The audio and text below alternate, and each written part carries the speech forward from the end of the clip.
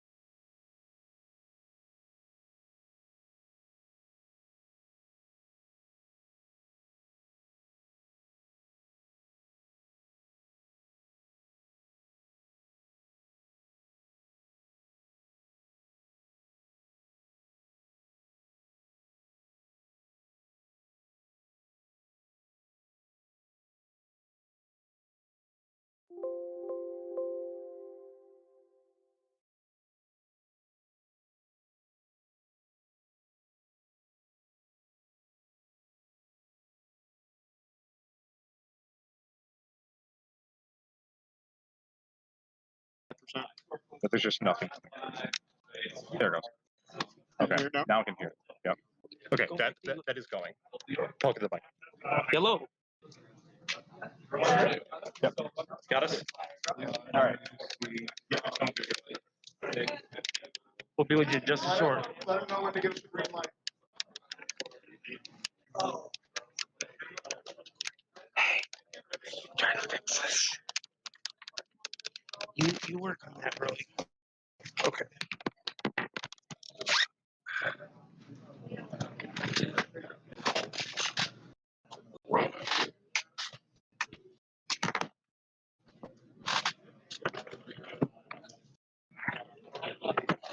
What do you want to do? Get this, hold on. Okay. This one.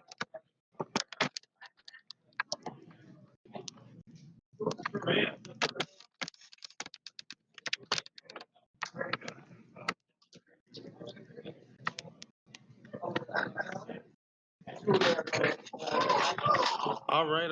Are we here? We ready? We good to go? We ready to jam some magic? I hope so. I hope so as well. And it looks like Andrew leading on Spirebluff Industry, Springleaf Drum, Zero Drop, Memnite. He's playing an Ornithopter. He's tapping Emery. Turn 1 Emery. So this is a really good start here for Andrew. He milled an Arcbound Ravager, so that could potentially be his play next turn if Mora can't deal with this Emery, which is pretty sick. Very good start there for Andrew. 5 cards in play on turn 1. Definitely strong. And Mora? Oh, we're leading. Is that a Foundry Street Denizen? No. That's the old one drop from Dredge. Oh, it's an Insolent Neonate. Yes. Okay. So sack, discard, draw, all So that good stuff. Probably either some sort of hollow one deck here, or maybe a dredge deck. Guess it. Yeah. Okay, I would put it on the hollow one strategy right now. That would be Leading my with a assumption. basic mon, I'd be just strictly hollow one. Mm-hmm. Hollow one, Asmo, those kind of things. Mm-hmm. Right. Andrew's just doing his typical Andrew thing. Andrew is known for playing a lot of robots in the Michigan area. Yep. Very good start here for him. It looks like he played. Is that a second Springleaf Drum? I believe so. Okay. Okay. Vengevine into the yard here for Mora. And I think at this point we are 100% convinced. Yeah. Andrew has to do some reading because this card has been played in some time on the mainstream. It's very popular among like some of the lower tiers, but definitely a sweet card. Very powerful. Mm-hmm.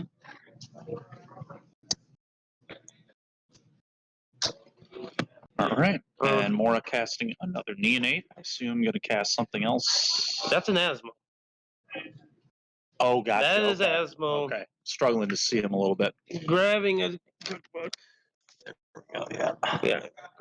Yep. Obviously grabbing a cookbook. Yep.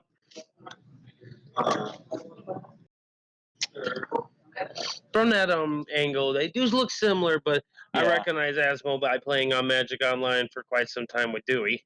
And there's another one. There's another one. And that'll trigger the Vengevine. Yep, Vengevine's gonna go. Ooh, but what are? Oh, this was a Soul Guide Lantern. I see. There will not be any Vengevine action, my friends. Yep.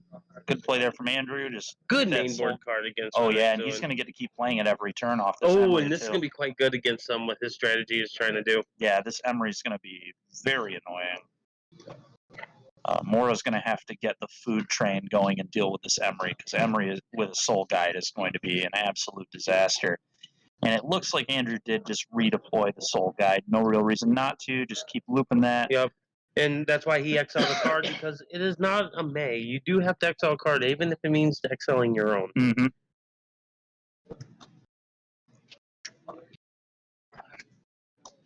What's Mora gonna do now? There's the cookbook. Yep, and we gotta really get that going. Gotta get his ass. Okay, double cookbook. Okay. All right, now do we have the Oval Chase? That would be a really big game here.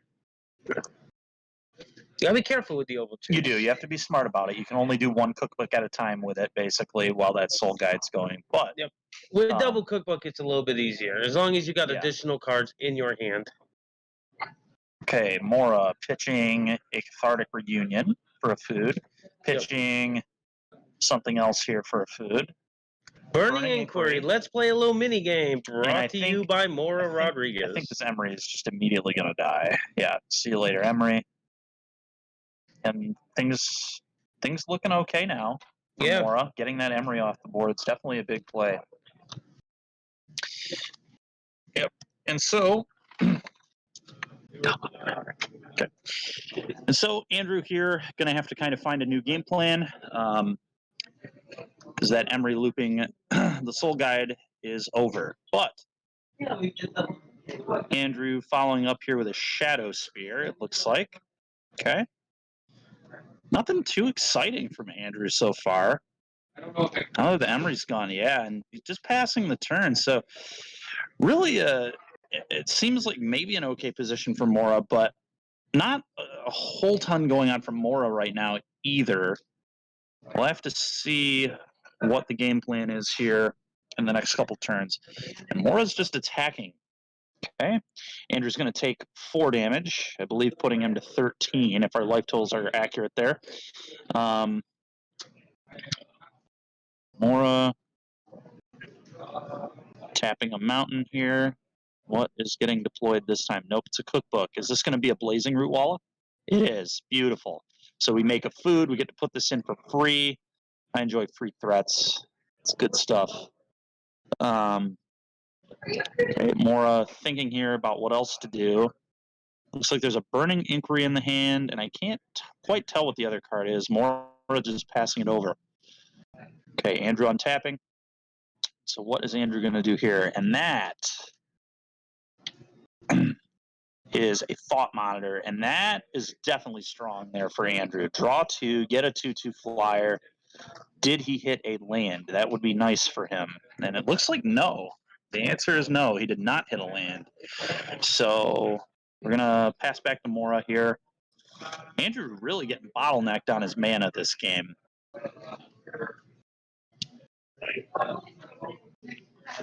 So Mora here, what do you do now?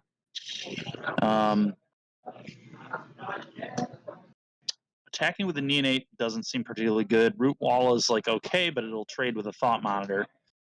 All right, we've got a cookbook activation, and that is a Burning Inquiry. So we're getting another food here, which means Asmo can now activate. And it's killing the Thought Monitor. And I like this play a lot from Mora because this is going to let him rumble. Yep. Let's turn everything sideways. I like this. Ornithopter probably blocking nothing, and we're going to pump the Root Wall. So that's 3, 6, 7 damage. Andrew all the way down to 6. And Andrew in some big trouble right now. The bottlenecking on the mana here is very problematic. I think that's it should be 19-6. They just corrected the life totals, I believe. Mora tapping some mana. Ooh, okay. Flameblade Adept. Andrew's in some trouble here. Some really hard-hitting menace threats. Mora still with 1 card in hand, so actually the Flameblade Adept represents 5 menace power next turn if Mora decides to activate both cookbooks, and that's also an activation of Asmo to kill something. Okay, so Andrew, I believe, had to take a damage there to Gal Blast the Asmo. So Andrew should be at 5 life, and Andrew, let's see. If I'm seeing the board correctly here, has 2 creatures, so that's 1 blocker for the menace threats, technically.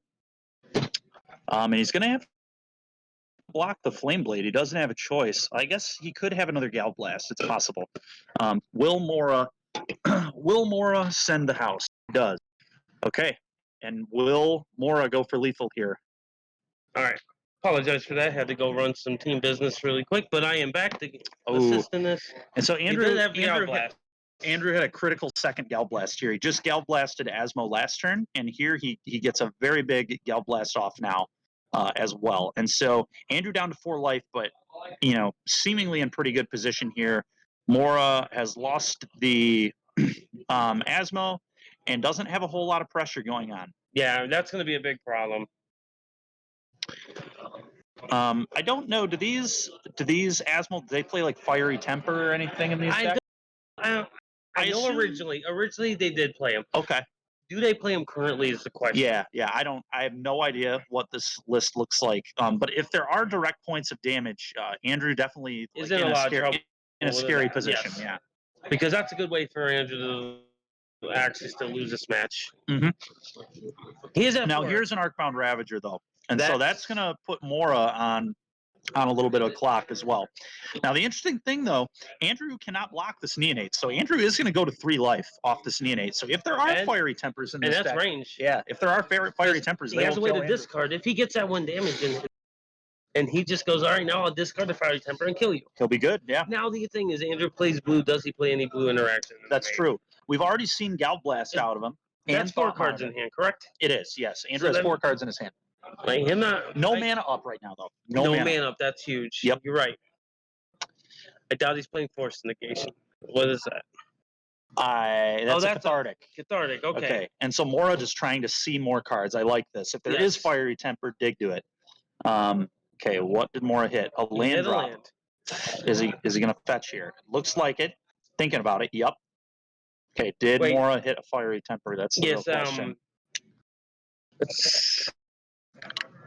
Neonate will be rumbling in a moment here to put Andrew to 3. Andrew's got to be a little worried right now. What is this? Asmo? Yes, and that's also very good. Wait, no attacks.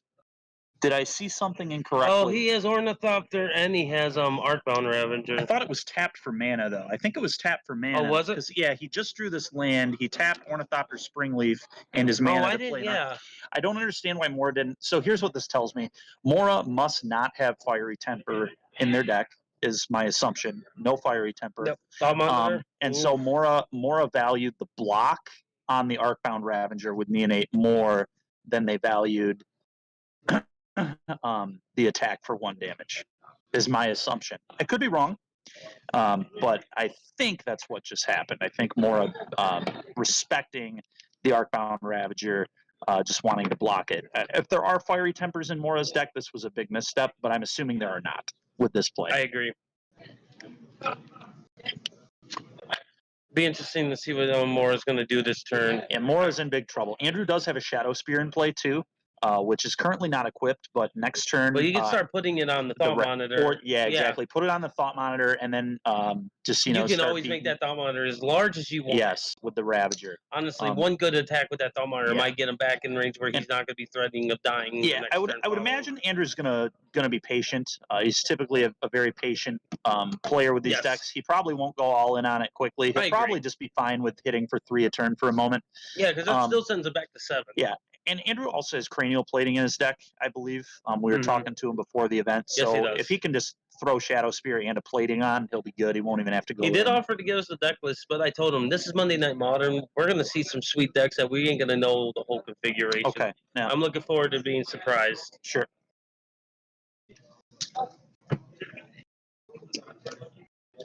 Another land drop. And Andrew's starting to hit his lands now, and this was really what was hurting Andrew early. It's how Mora got into a position to maybe win this game. But Andrew's done a good job of recovering those 2 Gal Blasts. He's starting to hit his land drops. The second Gal Blast was absolutely critical. And there's another Thought Monitor. Oh my God, that's gonna be brutal. So Andrew right now, a million cards. Many cards. Yeah, a million cards. There's the cranial plating that we talked about. Cranial plating on the board. Andrew just passing turn with a mana up, and you have to believe that that's going to be another Gal Blast from Andrew, I assume. And I think Andrew is going to recover here from this this kind of rough start. Looked like he was in trouble early, but he's finally drawn some lands, and his board is very, very strong right now. Definitely superior to Mora's, and Mora just trying to figure out if there's anything that they can do here to get out of this position.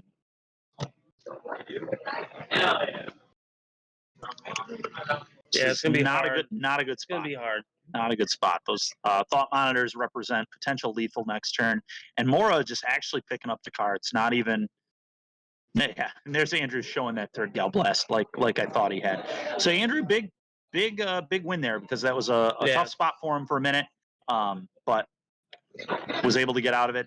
Mora played well early, was able to kill that Emery and stop the Soul Guide Lantern looping, but Andrew just little too many gal blasts there for Mora to handle.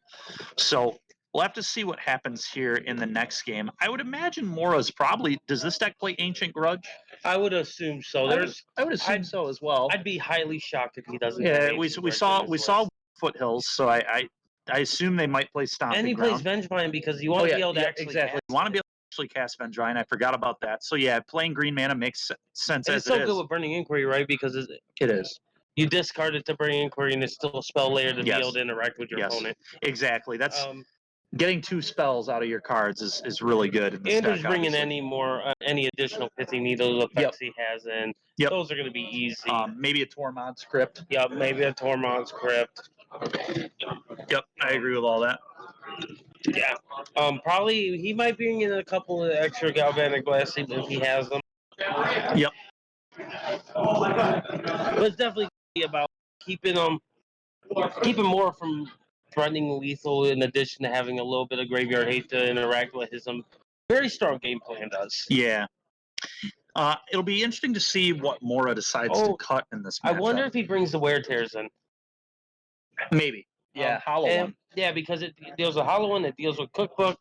You're right. It should come in, I think. Because Cookbook's one of the best engines. Yeah, yep. Very important card for the deck. Asmo is so much worse without that card. It is. Yeah. Obviously, it's so much worse without Daredevil as well, but still. Yep, absolutely. But those are I'm thinking Andrew's going to go to. I know he's playing Weird Tears because he was asking about him before the event started. Yep, absolutely. Yeah, so I'm curious what Mora is going to cut. Initially, when I was thinking about it, I was thinking that Blazing Root Walla might be a good cut, but at the same time, Mora, I think, on the play, might want to kind of try being the aggressor here. That's and true. Root Walla is a very good, obviously, thing to discard to the cookbooks and things. Mm-hmm. It's also pretty good at applying pressure. The only awkward thing about it is it gets eaten up by like Memnites and things. But maybe you're okay with that. You also, you need a critical mass of creatures to trigger the Vengevine. Mm-hmm. So it'll be interesting what Mora decides to cut. It's possible. I wouldn't hate for Mora actually trimming a Vengevine, maybe even 2 Vengevine, trimming some of these things that rely so heavily on the graveyard because your opponent is probably going to bring in a good amount of hate for your graveyard. Mm-hmm. So I think that might be an okay plan. Asmo is going to be a really important card. We saw in game 1 it was very important killing the Emery, and then Andrew was fortunately able to find 2 copies of Galblast, one to kill the Asmo, and then one to kill the lethal potential attacker in Flameblade Adept. But had Andrew not been able to answer the Asmo, it was a very problematic card. So here we go. Players are shuffled up. They're boarded. And Mora's going to be on the play, I believe. Down a game here. Going to try and force a game 3. So Mora leading off with what looks like a Scalding Tarn there. Fetch. What are we getting? Is it going to be a mountain? Yes, it is. Okay, leading off with a mountain here. Fetch into mountain. And what will Mora's play be? Going to use this mountain somehow. What are we doing? An Insolent Neonate. So going to get some Great start. Going to get some Menace Beats, and Big fan of that card. Oh yeah, it's a really good card. It's a really good card. Nothing to do with my Dredge love. And here's Andrew just doing his stuff. Yep. Turn 1 Springleaf Drum, 0 drops. Play another. Oh boy, the Emery again. This is like a repeat of game 1, except there's an Ink Moth.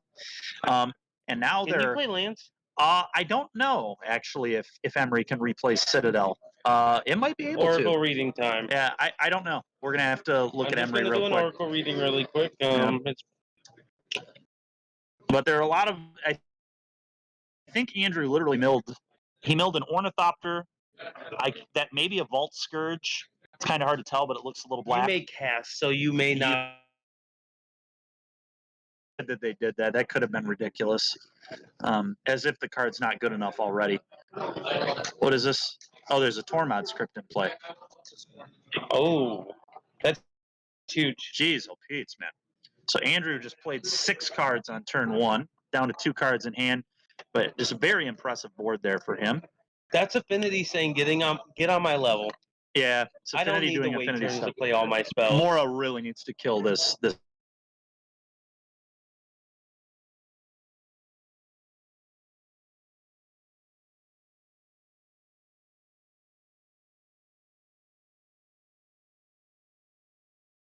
Okay.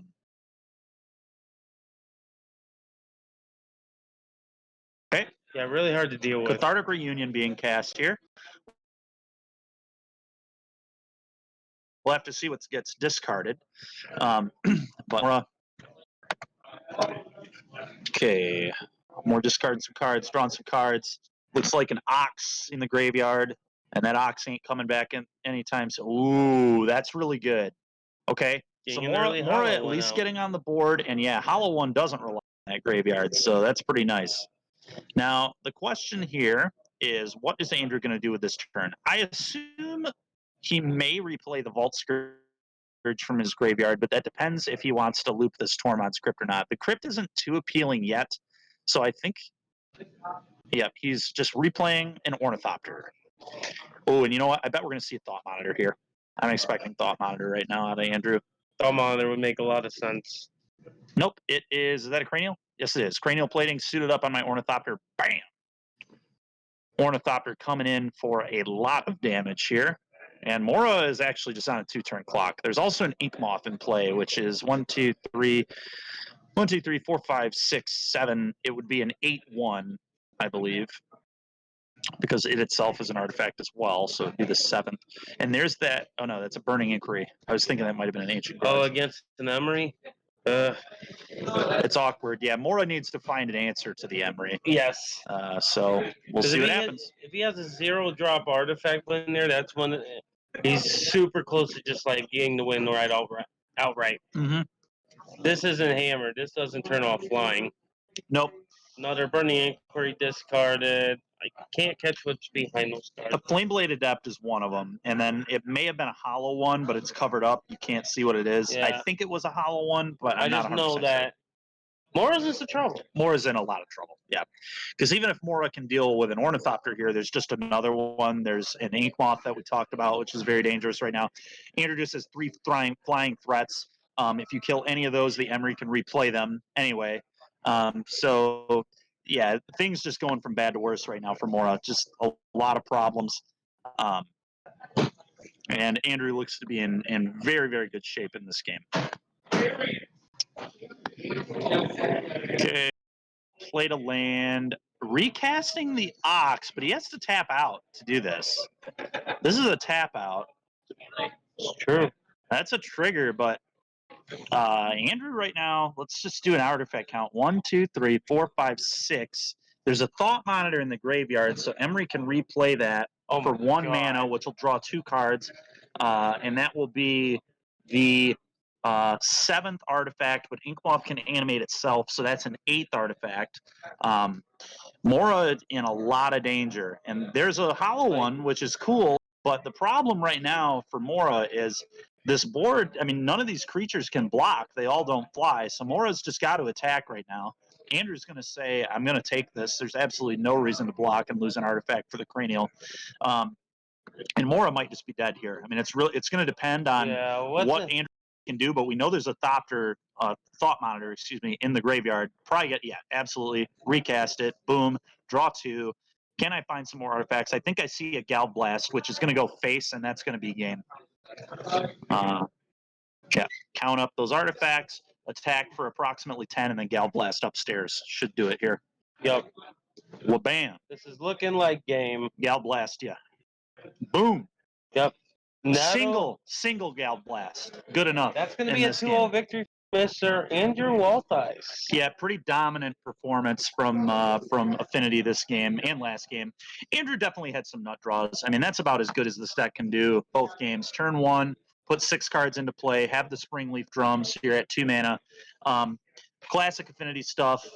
This is, imagine how good these decks would still be if Mox Opal existed, right? I mean, you see those draws a lot less than you used to, but it's still a very strong deck, still viable. Andrew loves playing it, and we really just saw him kind of dominate this game especially. This was not close.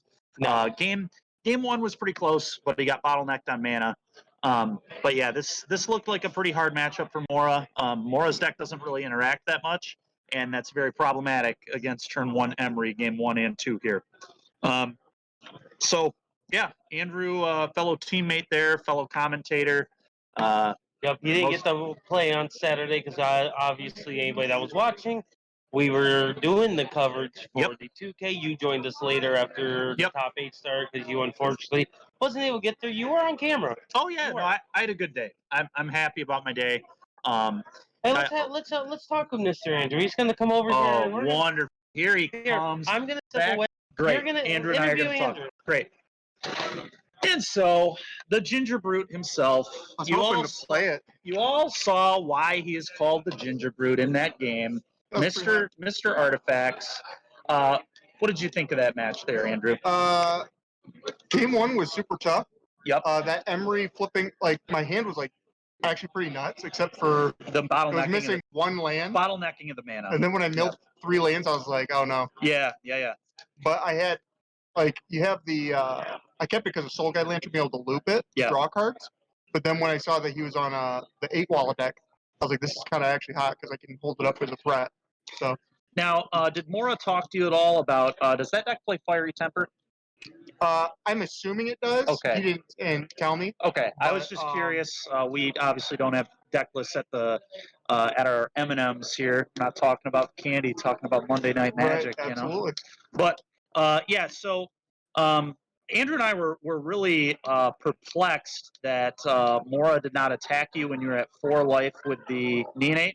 Because you couldn't block it that turn, right? Because you had tapped your Ornithopter. Yeah, he could put me to 3. Yeah, which was. I think he was worried that he was worried about dying. I assume. No, I think he was worried that if I tapped it to land, I could go land, plating, equip the spear and the plating to the Mennonite. Okay, gotcha. Yeah. Which then I could, if he just keeps that card up, he can kill it in blocks. So it takes 1 threat off the board. I see. Okay. That makes sense. At least that's what I assumed what his play was. Yeah. But as soon as I started chaining off thought monitors, the game was kind of over. Yeah. No, that's what Larry and I were kind of saying over here as well. The matchup seems pretty good for Affinity, I think. Would you agree? Game 1, yeah. Okay. Games 2 and 3, he has a red deck and he does play green. Does he play Ancient Grudge? Yep. He's got grudges in the side. Okay. But Affinity main boards graveyard hate and sideboard some graveyard hate. Yeah. So it's pretty good. Yeah, I was telling Andrew, I feel like as the the 8-Walla player here, you probably should be boarding out a few Vengevines. Some of the graveyard-based stuff I would actually cut. I think Affinity's faster than that. That's like it gets more guys and goes a lot wider than that deck does. So I think you have to cut stuff like that. Yeah, I think he kind of needs to make your deck a little less clunky. That deck kind of needs to be more like. They're kind of the control role in that matchup, right? Asmo, you use Asmo to kill things. You use the Ancient Grudges. That entire match was an example of how good Emery was. Exactly. Emery on turn 1. I was telling Andrew, your hand games 1 and 2 were pretty busted. Like, they don't get much better than that. Yeah. Not only did you have the 0-drop, the drum, but you also had the turn 1 Emery both games. You played 5 cards game 1 on turn 1 on the play, right? Or were you on the draw in game 1? I was on the play, and I did land, drum, Mennonite, Ornithopter, Emery. So yeah, 5 cards. 5 cards in game 1 and then 6 cards in game 2 because you also it was almost the exact same hand, but you also had a Tormod script to throw on the board as well. It was pretty disgusting. Yeah, it was. As I was telling Andrew, I mean, I was telling Larry, I don't think you could have had much better hands. Either. No, I was saying that. Wonderful. And then when I milled 4, two thought monitors, I was like, this is disgusting. Absolutely disgusting. Very good stuff. Yeah, so it's nice to see you start off 1-0 here. Yeah, how are you feeling about the deck? It's fine. Yeah. Okay.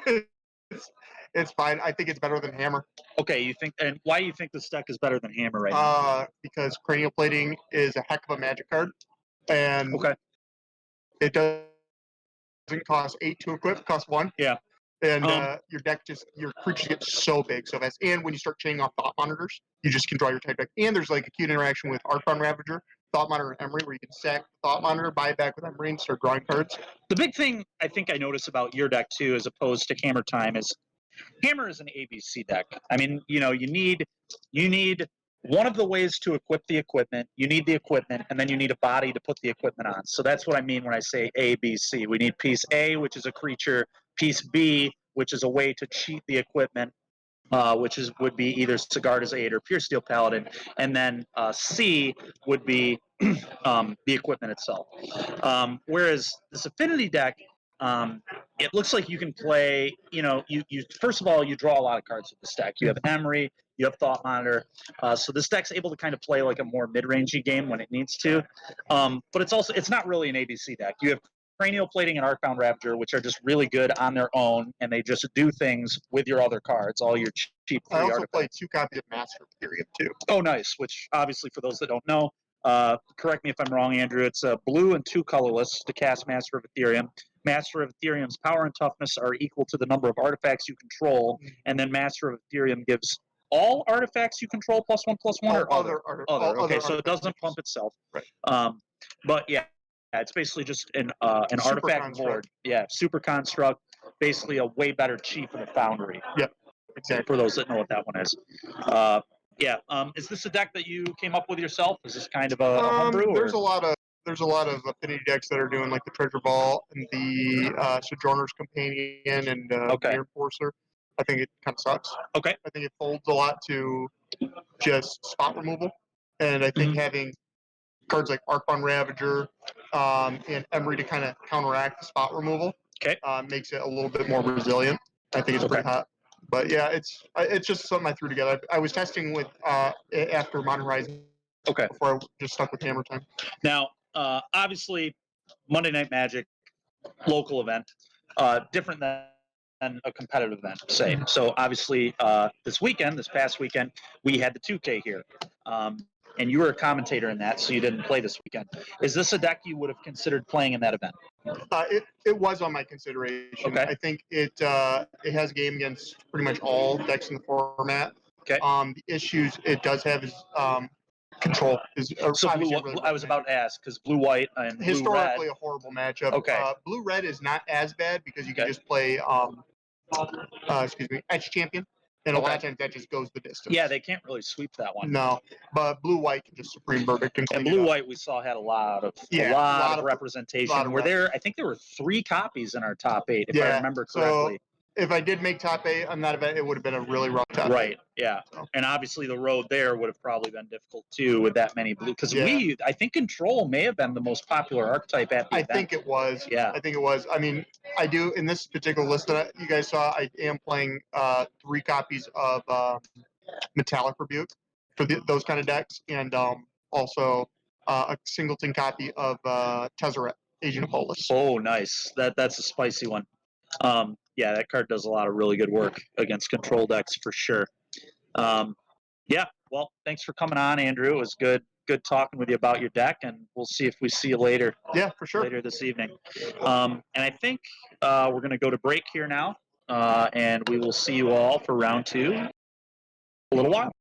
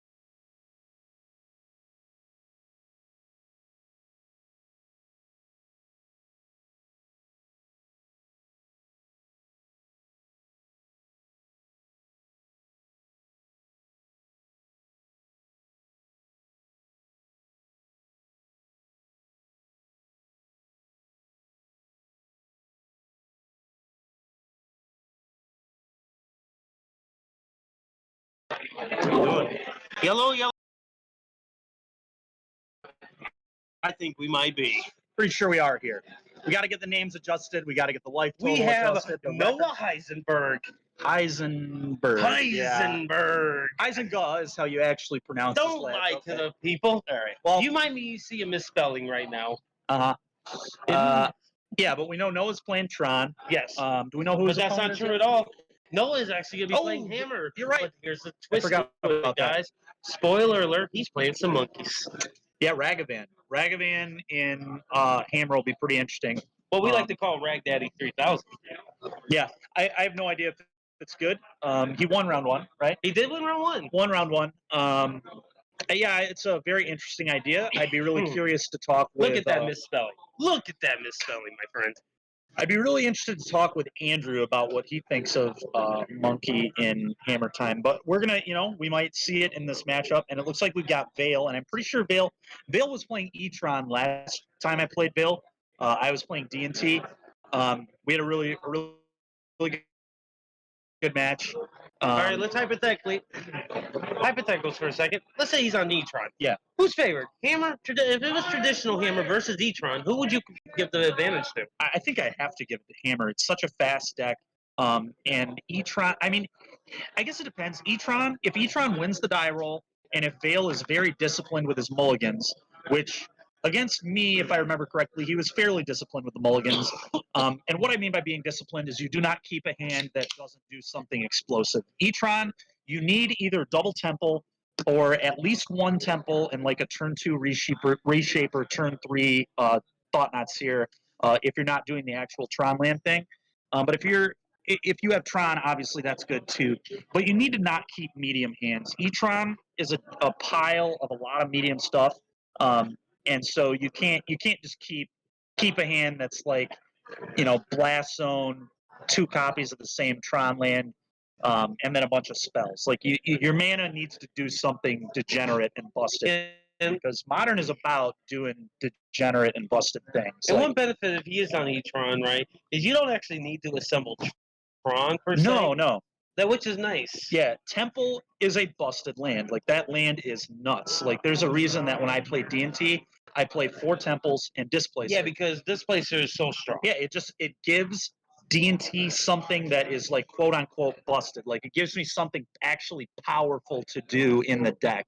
All right, to the gameplay. It does look like we're on a mulligan Vale. Yeah, and Vale also plays Serum Powder. Oh! What is this? Is that a monkey? Oh boy, we got monkey on monkey action here. I don't see a Loris in play from him. So him leading with monkey and Bloodstained Mire is very interesting. Odd. Very odd. I'm trying to think of. Do you think he's playing like Grixis?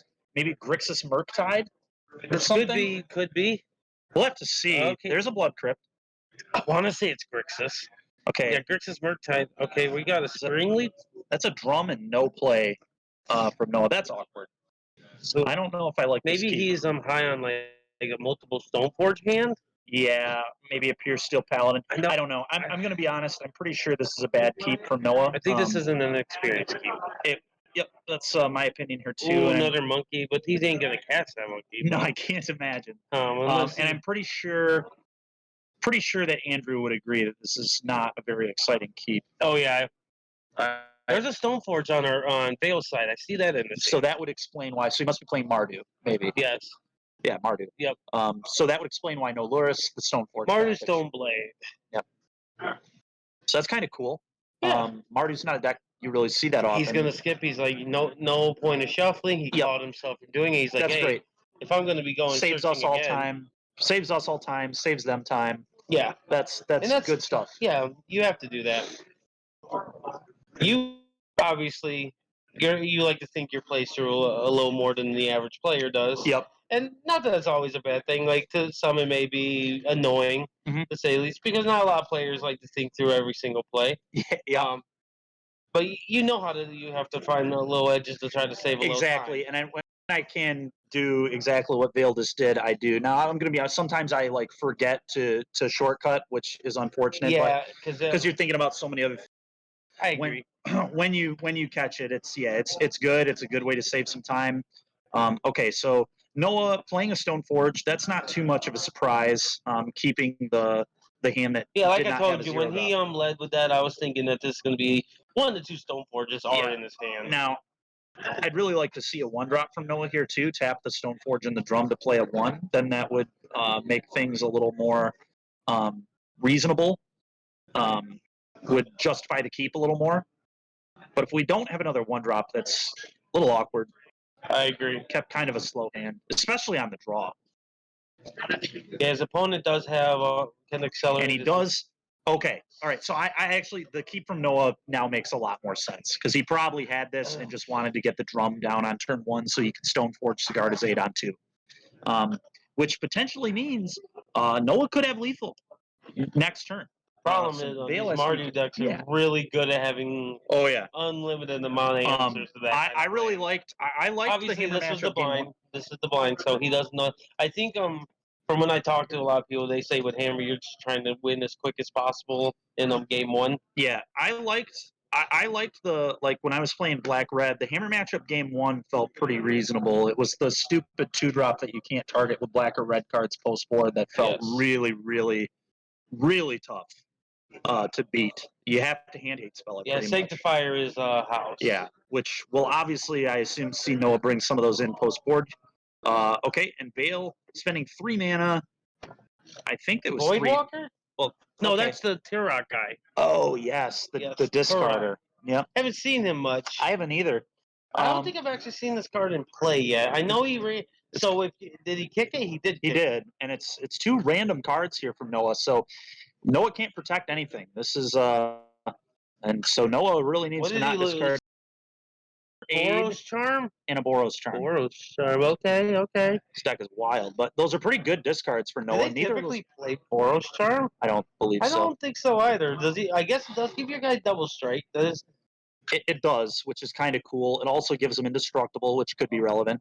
But yeah, so honestly, very good discards there for Noah because a second cigar is hammer. Exactly. A second aid did nothing. No, so that was sweet that he discarded that. That was the actually, Boros Charm kind of does nothing. Yeah, it didn't do much. I mean, if he had a mana here, it was potentially lethal. A pure steel. That's nice. So now we can play the hammer and draw a card. Yep, trigger draw a card. Now, does Vale have a removal spell for? And it doesn't look like it because he would be responding to that trigger if he did. Set in his hand. I'm trying to see if I can recognize that card. I think there's a sword. That's a sword of Sinew and that might be Sinew and Steel. It doesn't quite look like it could. It's either Fire and Ice or Sinew and Steel. I see the red at the top. Let us bring it drum. If it is Sinew and Steel, because that's going to just blow up the hammer. And I forget what the other mode on Sinew and Steel is. So he didn't go for an attack. And I like that, other than the fact that the Turok dude is pro-white, I believe. So that is unblockable. So if Vale does have a sword of Sinew and Steel, he's going to cheat it in and then equip and then attack, blow up the hammer. And even if it's Fire and Ice, you just throw it on the Turok attack and kill the pure steel, draw a card. Like I'm pretty into that play. Unless the last card is hammer, that is. Well, even if it's hammer, you have the monkey to block. You just chump. No. I'm just talking about that's how you protect the pure steel. Oh, sure. He doesn't have a mana. Oh, yeah, because he has Springleaf Drum. You're right. There, right. He has Springleaf and the Stoneforge. So you're right. Second Stoneforge. Okay. Does he get? I wonder if he's grabbing Batterskull here. Is a sword in his hand. That's Batterskull, alternative art, I believe. Yeah. Okay. Yeah, I know what you mean. Like maybe he's just valuing the lifelink a little bit more. I don't know. Yeah, I think this is definitely a misstep here from Vale. Personally, I would absolutely either sword, if it's Sinew and Steel or Fire and Ice, would have equipped. Now it's possible it's not in his hand. Maybe I missaw, but I'm fairly certain it's a sword, and I'm pretty sure it's what he got off the first Stoneforge Mystic. So, but to be fair, maybe Vale is trying to just block with this Turok because Turok protects very well, and Noah can't attack into it. Right. So here comes the Batterskull now.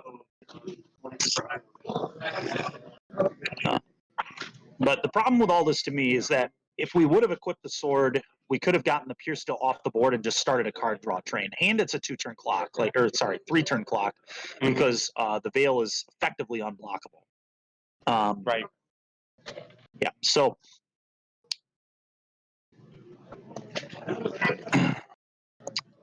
it's. Hey, I was going to say it's possible Vale forgot that Turok has Pro White, but I really doubt that's the case. He's probably just playing to block, but I think he's playing too cautiously. You need to try and close the door. We got a nice little Yu-Gi-Oh card there to rep the Germ token. Classic. I like it. All right. So I was a big fan of using Force of Will cards. Oh, I that's thought sick. they had some sweet art from that game. I've also used some Flesh and Blood cards because I'm big into that. So Yes. I have a whole bunch of extra cards that I like to use. Yes. What was your go-to tokens if you didn't use Magic cards? Dude, I always borrowed decks, so I would pretty much just use whatever tokens people gave me. Okay. That's reasonable. I'm a boring guy, man. I borrow cards. I used a lot of the SCG tokens given as well. Yep. I used whatever people gave me. A lot of Aaron Barrage tokens. Yep. Had those for days. I definitely used some of those. All right, so Vale here, thinking about what to do, and again, I know there is us. I'm like almost 100% sure there is a sword in Vale's hand. Because there are two Stone Forges in play. The first Stone Forge. I do think there's a sword. I agree with you. I just couldn't get a clear view on which sword it. Yeah, I couldn't tell. It's a red one. It's either Sinew and Steel or Fire and Ice. Fire and Ice would be like the more common one. Right. But Sinew and Steel is still a fine card. All right, we're gonna Thoughtseize. We're gonna see what's in Noah's hand really quick. Thoughtseize is interesting, and I feel like Noah has maybe a Boros Charm. Nope. That's another hammer. That's a card. Yep. He is going to. He's gonna equip it probably. All right, he didn't pull a Daniel Warren from last week. Get to equip. Right. Thankfully for I really don't understand what Vale is doing right now. The Thoughtseize. The thing that's really scary is Noah's going to be making a construct check. Right, he can make a construct, and not only can he make a construct now, he's also going to get to tutor potentially another hammer, draw another card. Your Urza Saga not only getting to tutor this card but drawing you a card is just nuts. It's gross. It's gross. Vale getting very, very punished for not attacking with the Turok last turn. Yes. Because the Pure Steel would be dead if it is a Fire and Ice. And I am, again, fairly certain it's Fire and Ice. But even if it were Sinew and Steel would have also been... I like the Shadow Spear grab. Now you've got a way to push through. You may have protection, but you still do the trample. And we now have constructs which don't just get free blocked by the Turok. Exactly. The Turok is pro-white. So... like even with the Shadow Spear, the 3 blocks isn't as appealing as it once was because it does prevent the damage equal to the toughness, but then the trample is going to carry over. Yep. And he is going to go with the Stoneforge attack plan. Oh yeah, why not get in there for? Well, actually, this doesn't make. Oh, because there's a Shadow Spear. By the way, is Turok whenever an opponent discards a card, you get a counter. He missed it with the Thoughtseize. He did. Yep, I just caught that. Good catch. Good catch, because I missed it. But you're right, because I've told you many times, I don't really love Turok. But if you're going to play the card, you better know what it is. And not only that, I was similar to the Murktide player over the weekend. Right. Not getting whenever he was playing Snapcaster, not getting that extra counter. You have to make sure you're getting the full value. You definitely want to make sure you're getting the full value for sure. And to be fair, that guy won the event, so clearly. No, congratulations to him. Clearly, but I'm saying you want to make sure you do want to make sure for sure. It helps when you don't remember your chalice triggers and you get your.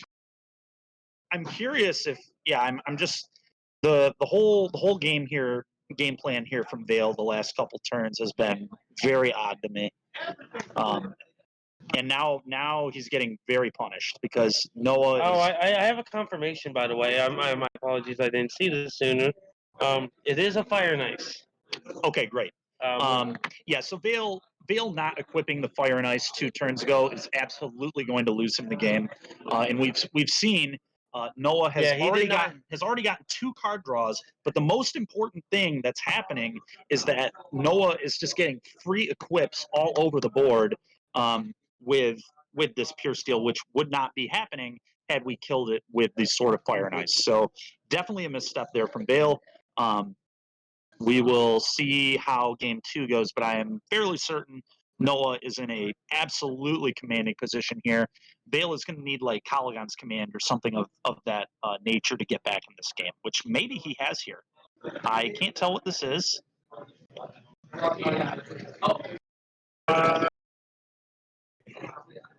What is this? What is this? Was that a, I don't know. Something just died. I know that. Equipments are getting moved around again. What's happened there? Something got removed. Let's see if we can get confirmation from our It may have been the shadow. on-the-field analyst. It may have been the Shadow Spear. The Shadow Spear is off the board. I don't know what dealt with it. Maybe a Vindicate? Oh, that does look like Vindicate in the graveyard. Okay. You know, I thought that card was an instant. Wow. You thought it was just way better Anguished Unmaking. I did. I did. And to be fair, it is still better than Anguished Unmaking, but that was like the one upside of Anguished Unmaking is that it was an instant. And for those that don't know, Anguished Unmaking is 1 colorless, 1 black, 1 white. Instant, you lose 3 life, and you exile a non-land permanent, which was big wording on that card, non-land. Yeah, obviously, Vindicate can destroy any permanent, including land. You don't lose 3 life, and it's a sorcery. Is it destroy or exile? It's destroy. Unmaking was exile. Anguished Unmaking was exile. So I suppose that was another slight upside. Okay, and Noah's still unable to get in right now as well. And Vale finally putting in that sword. Would have loved to see that, 3 turns ago, but maybe Vale will still be able to recover in this game. We do have a Batter Skull that can, move on to something at some point. I mean, this game is going to come down to, can Turok take over with some equipments, or can we find a Cauldron Complete? Because a Cauldron Complete and then equip it with Batter Skull and a sword will quickly end the game here for Vale. Agreed. But Noah definitely running low on fuel here. No cards in hand. He does have a Sunbaked Canyon in place, so he will be able to sack that for a card. I'm a little surprised that Noah didn't just do that in his main phase, to be honest. I don't really understand waiting to pop it here. I can't really think of any upside to waiting other than... I guess his thing, I guess the only thought that he's having is I'm going to crack the pop it.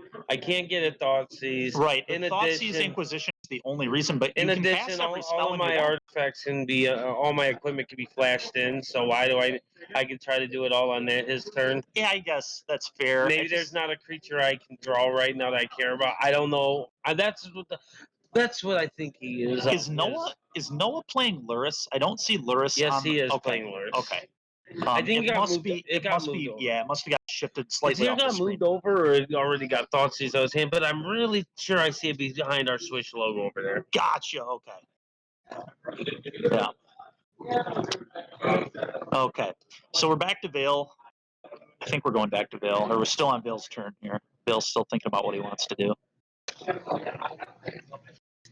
So I guess, how big are the constructs? 1, 2, 3, 4, 5, 6.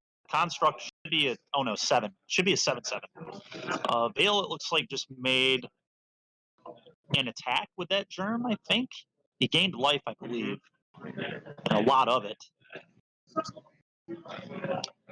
Noah's actually still in trouble, despite Vale having a slight misstep. Oh. And what is this? The Cauldron just came down. Oh, Cauldron's in play. There's a Cauldron with with the skull. Danny gave us confirmation. He's right on the gameplay. Gotcha. And that's a pretty big boy. Noah's in some trouble. Noah's in a lot of trouble. This is a very swingy game. Yeah, I think. Yeah, and Vale, even despite a misstep, still looks like he's going to take this game. And we were talking before the event. Andrew was talking to us, and our other fellow teammate, Daniel Wharton. Daniel Wharton, for those that watched last week. Yeah, he was on a couple times. Right. He was playing Hammer, and he played Hammer this weekend, and he said he got bodied. He got beat very badly. I think he was out of the tournament by like round 4. It was definitely not a good day for him.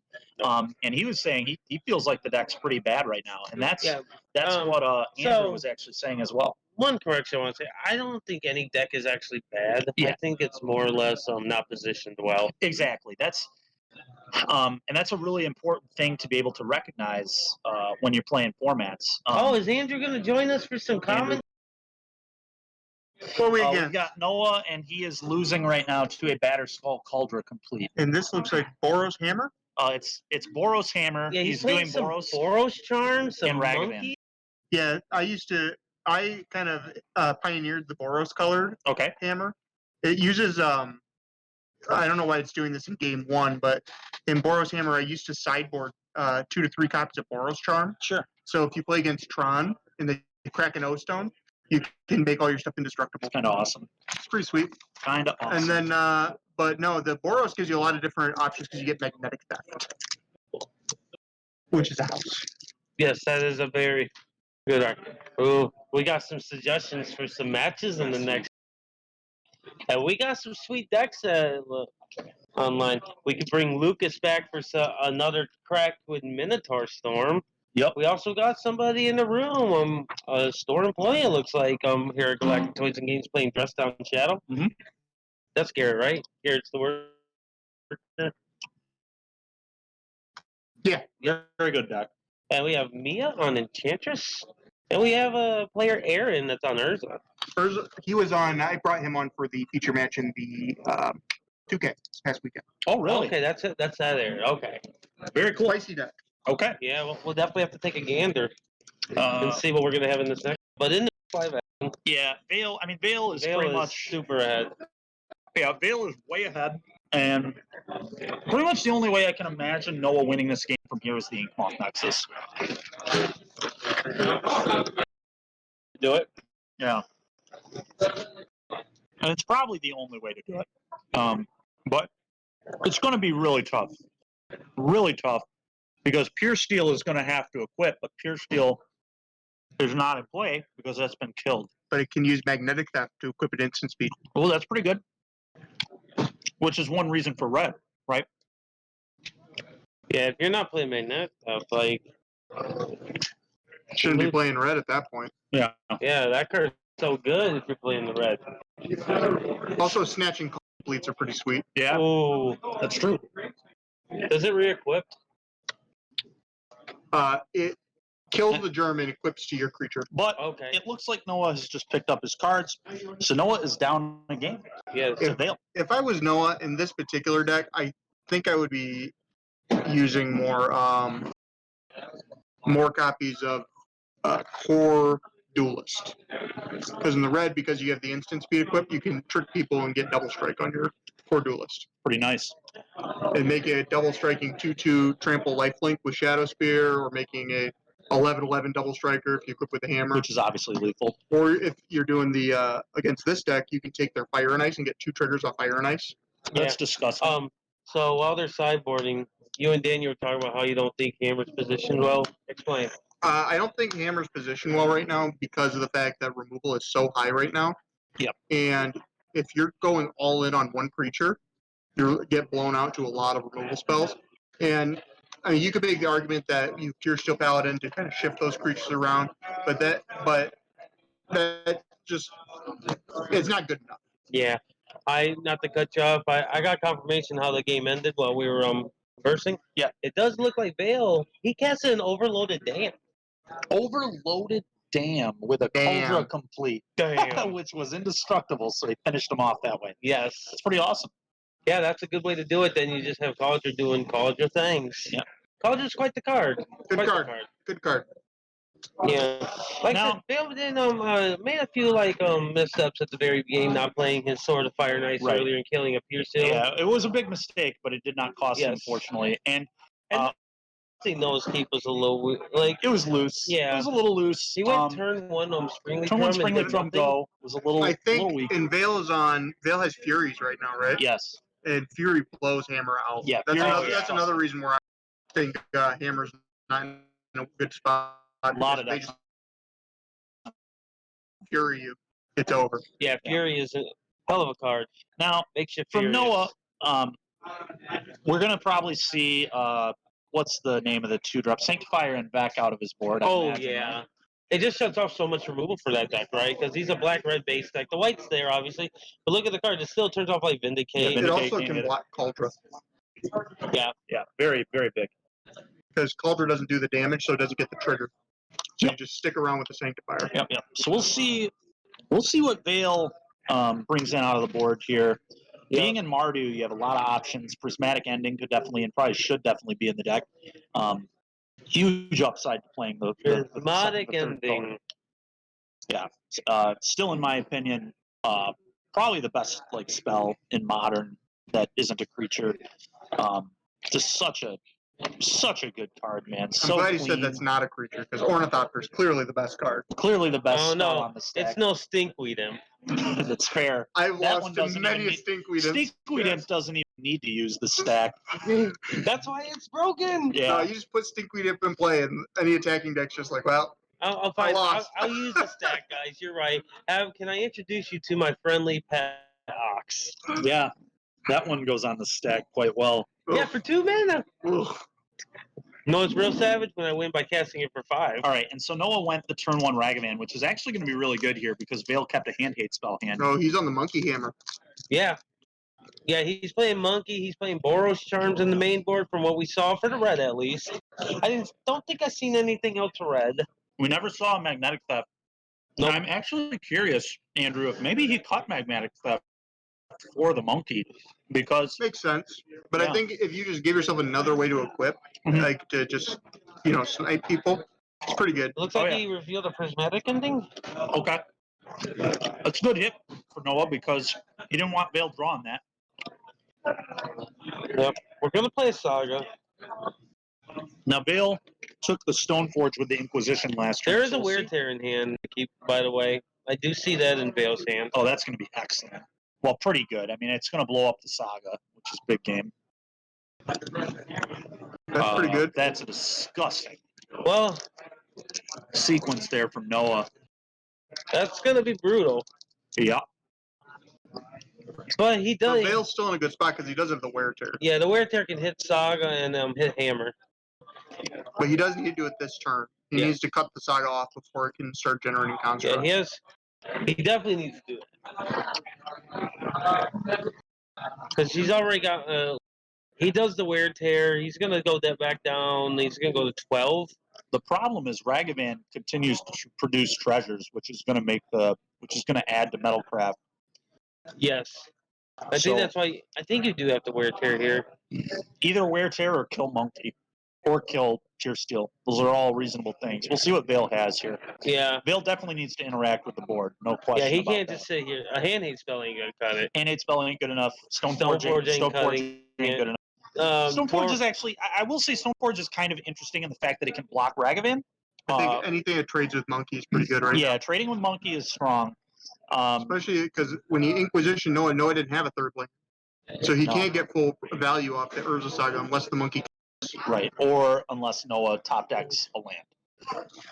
So we'll see what happens. Can't be Sanctifier. Oh, he won't be playing Sanctifier in the Mardu list, most likely. No, very unlikely. Yeah, it's a Void Godless Walker? Shrine. I don't think so. That'd be a really Pass? bad play here. Pass. Really? I don't like pass. Not a big fan of pass. I guess it must be a I'm removal reading spell for Terminate. Monkey. Yeah, it must be a removal spell for Monkey. Yeah, because you don't want him to have the chance to just dash the Monkey and then you're back Correct. in square one and looking silly, actually. I think you go to Fight Club. All right, we're going to go Splitting Leaf I Drum. don't like this play. It opens him up to removal spell. Yeah, Which clearly Vale question. Bang. Fatal Fatal Push, Push. Pure Steel Paladin. And then if he's a second removal spell for Which he Monkey, probably does. I wouldn't be surprised. so now Noah has the option, if he attacks and fails a removal spell, which he doesn't, I guess, then he's cut off from the Urza Saga. Wow. But he didn't get punched. Vale not having the second removal there, really good for Noah. All right, looks like Noah's on the Make a Construct plan, Absolutely. Which is going to be very good here. especially with that treasure, which is playing as a lowest pedal right now. Which, to be fair, it is going to have to sack to make a construct. So the treasure is just going to become a construct. Stoneforge. Okay.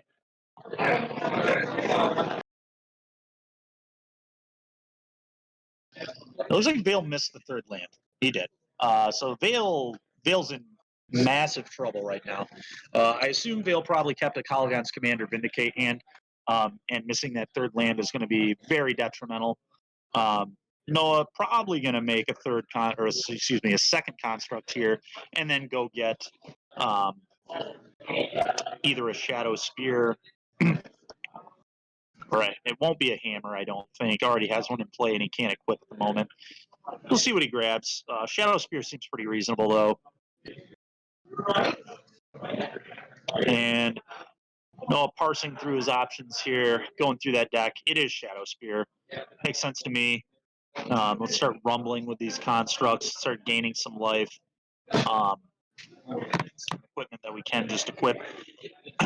So Vale's going to have to trade the Stoneforge here with this monkey. The Django Castle. Now that is gross. Oh, look at Andrew. Dieberg Ganjo. Yeah, that's really bad for Vale. Okay, and monkey hits a wear tear.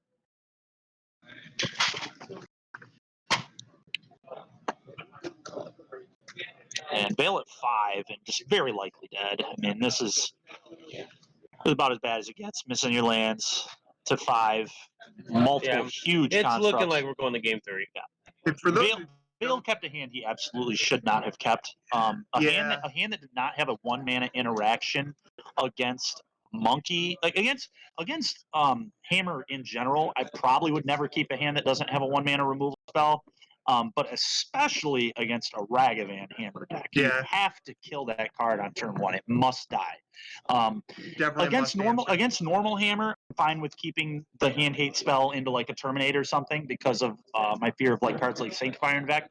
But I believe Vale did see a monkey from Noah in game 1, so he should have been aware that Noah had monkeys, and probably should have been a little more respectful to the power of that card on turn 1. Now, fortunately, Vale will get less punished in game 2 if he keeps a hand that has, like, say, a 2-mana removal spell and a 1-mana hand hate spell, because Noah will not be able to deploy the monkey before the hand hate spell comes off, and Vale will just have more time. But I think a little bit of an aggressive keep there from Vale. For those who don't know what Castle Ganjo's in the hammer deck for, it's a free roll for Lurrus. There's no actual purpose in the deck except to protect Lurrus. Yep.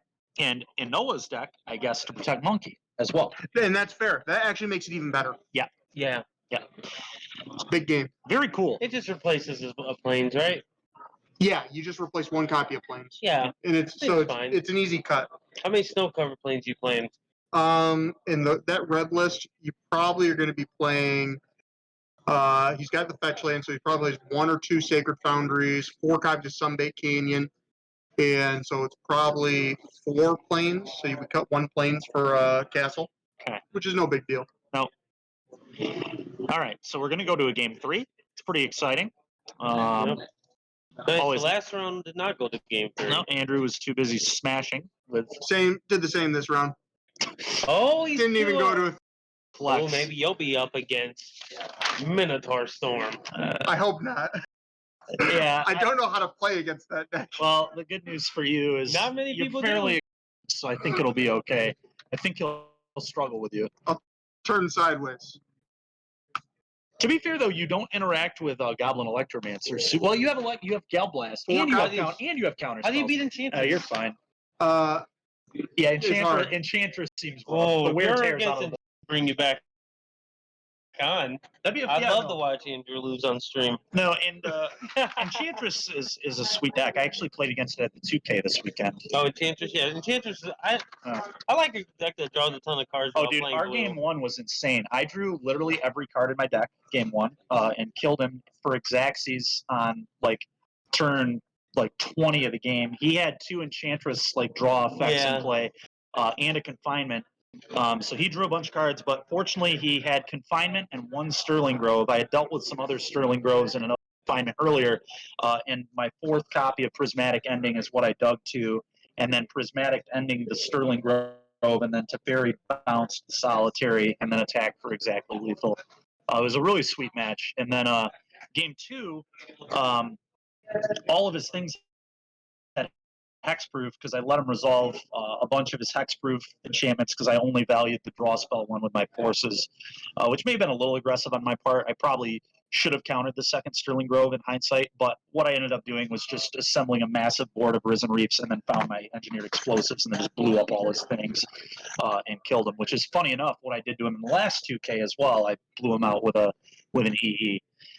EE turns out to be quite good against Enchantress. Oh, The deck that's all 1s, 2s, and 3s for the most part. How do you beat Blood Moon? Well, I fetch a basic and I put a Utopia Sprawl. That's a good strategy. Yeah. And I then just turned guys sideways. If it matters. But what if you can't? Well, then I lose. Then All I right, lose, as long as we understand. Yeah, no, then I lose the game. Quickly. In that matchup, I try and multi accordingly. The deck has a lot of fetches, so you can usually set up at least one basic land. It looks like Noah is nervous. Of course he's nervous. Is he? He's okay. He's on a mold of 4. Mold of 6. Okay, I thought it was 4 would be disgusting. Is this a Thought Seize? That's all right. And looks like And 2 that's a Stone basic Forges. plane. Yeah, we and got 3 lands. Noah. By the way, I'm a big fan of Veil of Summer.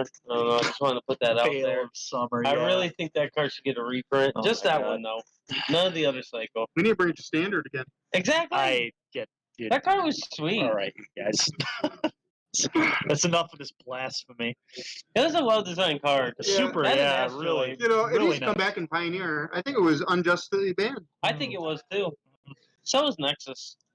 All right, so here's Stone Forge. Stone Daddy. All those blue-white players crying. I bet he grabs a hammer. To be fair, blue-white can just put a 3-mana Teferi in play these days grabbed and that kind of just hammer. nerf Veil, so... Call the record books, guys. All Guinness. those mono-black aggro players crying because their thought seasons get Yeah, countered. no, that was disgusting. I still don't know if I've ever won a game in any format where I cast a hand-hate spell and I got Veiled. I mean, it's just like... To be fair, such hand-hate cells are just as bad as Veil of Summer. Yeah, seriously. Like, They're always crying. Well, if you would be correct if the hand-hate spell drew a card. Hand-hate spells don't put you up a resource. yeah, it's card which is- advantage. It's not. It's not card advantage. Whereas Veil, not only is card advantage, it's also up tempo, and hand-hate spells are always down tempo. Oh, green's always been a temple color. Ooh, ending. Yeah, you're right. Yeah, the ending there's nice from Veil. Yeah. Veil's got a game plan. He's just going to keep creatures off the board. Yep. It's not He a knows bad though game. his hand is pretty weak right now. He's probably just going to add Luris to his hand this turn. Nope. He Looks doesn't like have a another. play. Oh, Ooh, dashing. the monkey. We're dashing. We're dashing through the snow. We are. Bang. That is Oh, a seasoned pyro, and that would have been awesome if Noah could have cast that. I think actually I kind of like just keeping it in exile. Yeah, keeping an Exo is nice too, though. Yeah. Because if Veil uses the ability later It's to true. just get tokens, then And the Ragavan. Veil may have an Inquisition here in his hand, so he's No, definitely... he passed, didn't he? Did he? Oh, yep, he did. Yeah, You're he- right. Oh, we have a Saga. It's a Saga. Pretty good. That's very good. Here's There's your a dash. monkey. Again. Bang. Oh, he's waiting for him to No, go bang. combat. He ain't lit. Oh, Oh, Kaya's Guile. Counter it. So we're gonna go probably Edict and make a token. I can't believe he didn't have Mana Tide there. Shit. no, bro. He ain't gonna. Well, Veil had the mana. He had the 4th He mana. So that's why you got 2 Mana Tides. Oh, you're right. Nobody expects this. With a white and a colorless, that would He's have got been a good- treasure. Oh, you're right. The treasure. I missed that. Yeah. Yeah. No one expects the second copy. Yeah. Veil though down to 2 cards. I think also down to 2 cards. Hard to tell. It might be 3. In Yeah, Noah's but hand. Noah's an advantage because he He does is. have the Saga. And he has the Luris as well, still in the companion zone. Veil just playing a I land. can't tell what that saying, is. I I think think it's it's a a- fetch land. Okay. Nope, yeah. that's just a basic. It's got the MPS on it. Ah, It's yes, basic. yes, One of yes. those super fancy, expensive basics. Veil's in big trouble. I don't like Veil's position right now at all. Noah's got 3 in the grip. Oh boy, Veil playing another land. Yeah, Noah actually outdrawing Veil here pretty handily at the moment. Veil drawing too many lands. Take another construct. So those are now 3 3s, going to be 4 4s. And this is kind of like the downside of not being a Luris deck if you're in You just Veil's grab- position. See, now I disagree with Noah's pick here on the Springleaf Shrum. What would you have grabbed here? Midnight. Why is that? It's a 1-power creature. Okay. He gets in there. Okay. We want to rumble. And we know Vale weak. Yeah. I mean, Vale's just been doing nothing. Vale doesn't have. I will say, Vale could. We saw game 1, Vale dam, which you heard about. You were here at that time. I wonder if he has a dam, and was just waiting for that. Waiting for an opportunity to that cast. Saga to get full amount of creatures. It's probably realistically, that's probably what he has. But Unless he has literal. Urza Saga literally just got full value. It did, yeah. And 4 damage. So yeah. Saga's done what Saga needed to do. Vale needs to do something and quickly. We will get the scores updated momentarily. OBS did freeze on us. We apologize for that. Okay, fair enough. Vale should be at 10. Yeah. As I was saying a moment ago, too, we're seeing some big downside here from Vale's position, playing Mardu with no Luris. Obviously, the Stoneforge package is sweet. But if you play Luris, when you flood out like this, you have some more things to do with your mana. Here is the overloaded dam. Damn. So we called that correctly.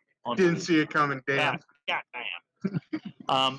Damn, that was a good card. But Noah's still in fine position here. Oh, the board, and that might be game. That might just be game. And that's what I was talking about, where you bring those Boros charms in. Oh, Indestructible is huge. 1, 2, 3, 4. So right now we're attacking for 8 total. Vale really was. So Vale's at 11, right? Vale should be at 11. Vale's at 10. Did he fetch? He did. Okay. So if Noah has an artifact, the game's over. Any artifact is lethal. Another Boros charm is lethal. A monkey is lethal. And it looks like Vale's picking them up. So Vale did lose there. All right. Interesting match. Very interesting. It was a good discussing. And so right there we saw some big upside to playing the red. Well, Steven, do you want to interview Mr. Heisenberg? Yep, if he's willing to come over, we'll absolutely take him on here and, all right, and talk about Steven, his match. I'll step away so Noah can have the seat. We're going to talk to Noah and get a nice little interview. Noah Heisenberg will be here momentarily. Congratulations to fellow Swish member Noah. On camera tonight so far, 2-0, and both of them 2-0 in the event at the moment. I'm going to try to find a sweet matchup. Yes, sounds good. Mardu Stoneblade. Yeah, Mardu Stoneblade was definitely a good one to have on camera. You don't see it that much. It's a cool deck. I do think that playing, obviously, again, I said this kind of in the middle of that game. Stoneforge is sweet, the package is nice and all that, but losing Luris, losing some of the busted stuff like Bauble, just like Luris Bauble is obviously such a good card engine. Croxa. It's hard for me to believe that the Mardu Stoneforge deck is ever going to be quite as good or reliable as the like Mardu, Dothy, Mardu, Ragavan deck. I think it's just slightly better. When you have the option to play Luris, it's kind of hard to not play it. I mean, the card is just, it's so strong. There's companions are just good. I mean, getting that extra card every game, having access to it, it's huge. And there's a reason so many decks are playing companions at the moment. But now we have Noah over to kind of talk about that match a little bit. So, Noah, what did you think of that match, man? Well, I straight punted game 1 because I forgot Shadow Spear has flavor text on it. So the Cauldron got to live. Oh, I could have just made it lose you could have made it trade with it. So we all missed that. We actually we weren't even watching when the dam happened either. We actually got confirmation that the dam happened. We just kind of saw the cards get picked up. Yeah. So yeah, none of us noticed that. That would have made that game very easy to win. To be fair, we were all talking about Vale made a really big error on turn. I think it was turn 4 or no, it's turn 5. Turn 5, Vale should have activated Stoneforge, put in the Sword of Fire and Ice that was in his hand, and equipped the Turok, because you couldn't block the Turok at that point. Right, I didn't have any. White. Yeah, I didn't have any. Back. Yeah. And had he attacked you, he could have killed your Pure Steel and drawn a card, obviously, and then you would have been down, I believe, 2 cards because you hammered, drew a card, and then the following turn you tutored up I think it was the Shadow Spear, and drew another card. Yeah. So he put himself down, I think, 3 cards at least from that exchange. Yeah, Probably more because he could have attacked you multiple times. So game one, you both made some mistakes. So what was your mindset going into those post-4 games there down a game against a Mardu Stoneforge deck? So obviously it's lots of removal, right? So there's a second copy of Boros Charm on the sideboard, which is very good, and then I just had more interaction with the Cauldron because that's like literally the biggest problem for my deck. Yeah, I can just take care of the Cauldron. Yep, the matchup gets a lot easier. Yep. So then just go and try to play a longer grindy game with Pure Steel or Urza Saga. Yep, which is what happened game 3 in my Mold of 5. It just thankfully had 0 pressure. Yep, absolutely. Yeah, so we really kind of got to see the power of Ragavan in sport. Did you you dashed it in game 3? It was still pretty. We got to see some good stuff off it. But it was like match. nuts. Game 2 it was busted. It was unchecked. And I was talking about. I was talking here before we got you over about how I like Bale's like hand hate spell, removal spell, keep, no 1-mana removal spell hand. I mean, I assume he drew the push because if he had push, he absolutely should have killed your monkey game 2. Yeah. Instead of playing the hand hate spell. Absolutely. But it's hard to say if he had it or not. Mm-hmm. But I think typically keeping like hand hate spell into 2-mana removal spell is fine against normal hammer. Yeah. But I'm a lot less interested in doing it against your version, and I think he saw a monkey in game 1 if I remember correctly. Yeah, I'm pretty sure there was a monkey in play. Yeah. So he was aware you were playing it. It's pretty hard to keep a hand with no 1-mana removal against a monkey when decks. you know that a monkey could be coming. Mm-hmm. So we saw the power of monkey for sure. Yeah. It's debatable if he should have actually killed your monkey instead of your pure steel, even with the push, because I think he killed the pure steel with the push in game 2, if I remember right. Yeah, that sounds right. Yeah. But yeah. So monkey's been pretty good for you tonight. I'm assuming. Monkey feels. I mean, obviously it's a ridiculous card. Yep. It does actually feel surprisingly good in Hammer. Cool, man. Anything else to say about that match? Not really. I mean, the Boros Charm was very clutch in game 3. Oh, it's just complete blowout. Got a good reaction out of me for sure. I thought that game was going to continue. I was like, oh, maybe Bale has a dam here, and that's why he was waiting for the saga to come off, and that's why he's done nothing for 3 turns. Mm-hmm. And then you cast the Boros Charm, and I was like, oh, this game's just probably over. So yeah, I think that's gonna be it for this interview. For our view, we're gonna take a little break here and restart. So stay tuned for that.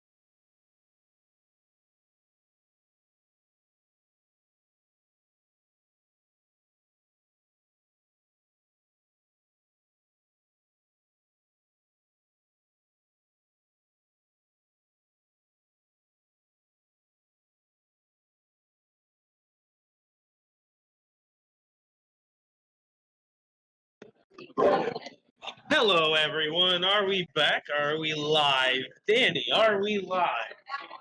We're getting there. We don't have a Danny. Well, We need you, Danny. I assume we're if we're not live, we're at least close to being live. And we're gonna get these names updated. We're gonna get. We've got the round updated already. It already says round 3. Jeskai Phoenix. Ooh, Jeskai Phoenix. And that's a deck that I think I saw a little bit of it this weekend at our 2K. Didn't end up top 8ing, but Kyle something. Gonzalez. Okay. Is that the one who's playing Jeskai Phoenix? I believe so. Okay, so Kyle Gonzalez is going to be on Jeskai Phoenix here. I believe both our players are going to be 1-1, correct? Yes. So both these players are playing to stay alive, basically, in this event. 4-rounder. 3-1 will very likely still be good enough to prize. So big match here. Fighting for some store credit here at Galactic Toys and Games. Mora Rodriguez. And we've already seen Mora. Actually, Mora.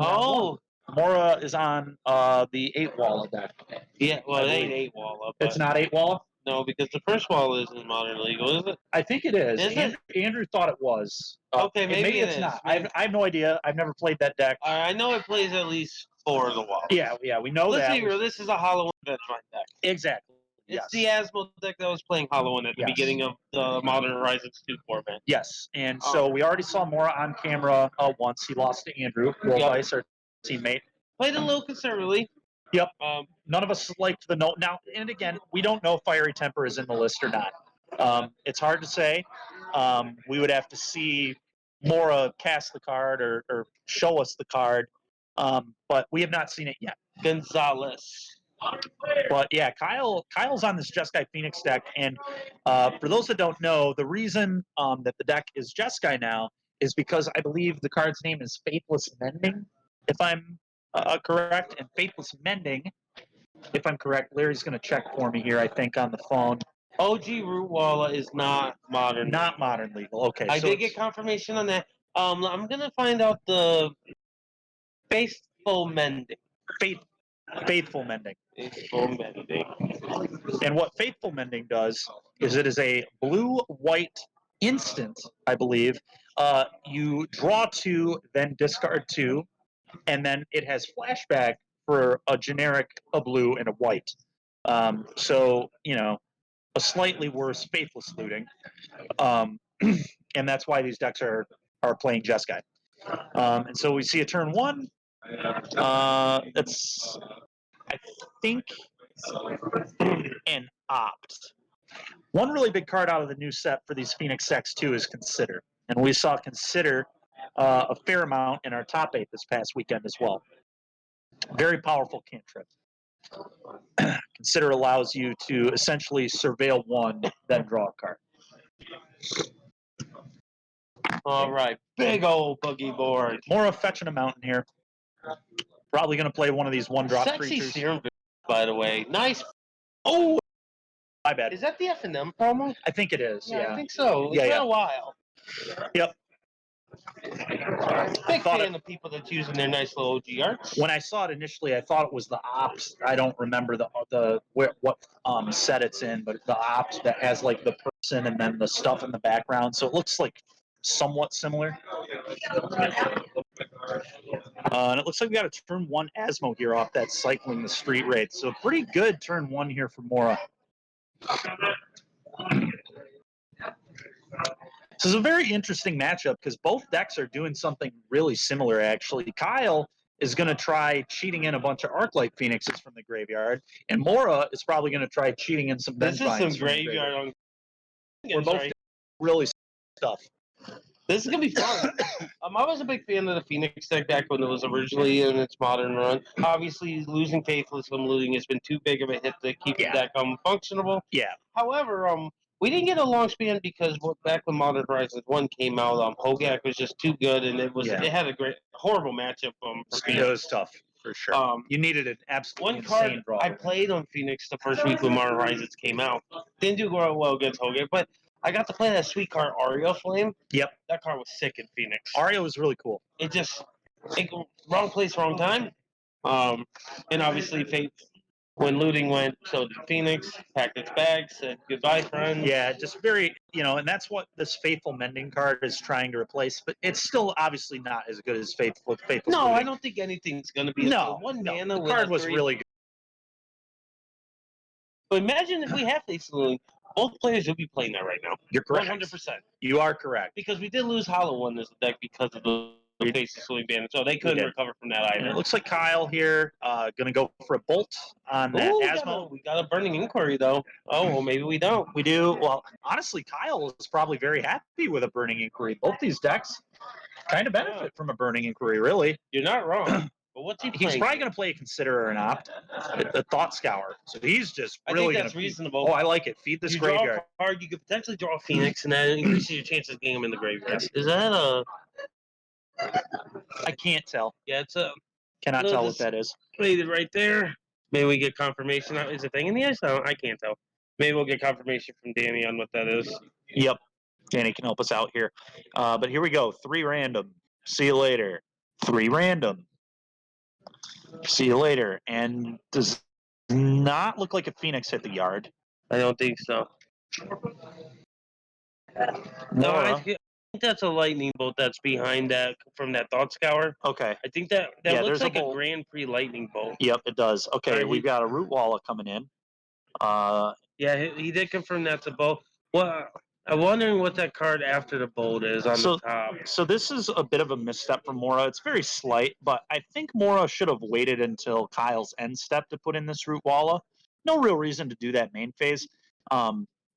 Because you are actually allowed to cast these Madness cards at instant speed, no matter what their typing is. You're able to cheat them with the Madness ability. Yeah. So the timestamp doesn't stick. Yep. Which is very strong if you do utilize it at correct times. Yeah. It's why there's some really sweet ones. I'm wondering if Mora doesn't know that is the interaction. That is possible. Because there's really no reason to do the main phase at all. I'll agree. Unless you're playing around a counter spell or something, but I don't. Is that the Faithful Mending, I believe? It is, yes. That is Faithful Mending, and we've got 2 lands. 2 lands going to the bin. So Faithful Mending trying to sculpt the draw. Can't find some birds. No birds. But he's not being pressured right now. No. This is you can only act once. Right. Walla's just a 3-power creature right now, and you have to expend a mana to make it 3-power. Mora looks like there's a Hollow One in hand at least. Does he have a way? He does have one. Yeah, he has the cookbook, so technically Mora could spend 3 mana and tap the cookbook and discard to put the Hollow One into play. Now, obviously, that's not very exciting, so probably not what Mora is going to be looking to do here. Hopefully, there's something a little more explosive going on. He's going to go to 14 here. Yeah. I don't think he should get willy-nilly with his life. No. Seems like a poor... Not against he the thought lightning about bolt. it. He almost put them on back, and he was thinking about taking our consideration that maybe I want to get that green source, but that seems very dangerous. Too tough. It takes one turn to get a couple birds, and then... Because, honestly, Kyle's deck could be playing Lightning Helix, too. You don't know. Yeah, with having that White Splash opens up the door for a lot. Yeah, who knows? Okay, so Mora going to discard something. It looks like a land. It's going to put a Hollow One into play here. Something interesting to consider, though, too, is Mora is stacking up all this food. And the food, each food is a 2-mana gain. Oh, there's an Ox in that yard. I didn't see the Ox. This is really sick. Ox is going to be big game here. Yep. So Mora going to pitch Hollow One and I believe 2 more lands. Wow. Tons of lands in Mora's hands. So this was a good Ox. I like this. It would have been ideal to play the Hollow One and wait 1 turn, but I can definitely respect just getting the Ox right now because you could get punished for waiting. It wasn't ideal to have to pitch the Hollow One, but maybe you draw another one. And if you do, it's free. Okay. And Mora just going to hit. Oh, didn't even hit because Kyle had a gut shot. So Kyle took 2 damage to cast that gut shot and killed the Walla. And so there is a Manamorphose. Good old Manamorphose. You gotta love free mana. You do. You gotta love free spells. It's just great. Oh, there's a Phoenix in the hand for Kyle here. So Does he have a way to get it into that grading? he has the mending in the I wonder yard. what the colors he chose. Probably blue-red. He might have actually. Probably needs to keep a You white said to there's a flashback mending. How much is it to flashback? 3. Okay, how much is it to regularly cast? 2. Two. It's Okay. blue-white to cast and blue-white generic to flashback. And Okay, he did confirm he did make the blue-white. makes sense. And I think he flashed back the mending. Oh, Yep, yep. we see it going to exile there. So Bird's going to hit the yard for sure, I think. A bird and another Faithless Mending, it looks like. Yep. And so we need another spell here to get that bird. Does Kyle have it? Oh, gut shot, your face. Gut shot, your face. Get my bird back. It's a spell. And then Now, Mora going to be getting hit pretty hard here. This is exactly why we were. You don't want to fetch that shock because it would have been. So he's going to go to 10. Going to 10.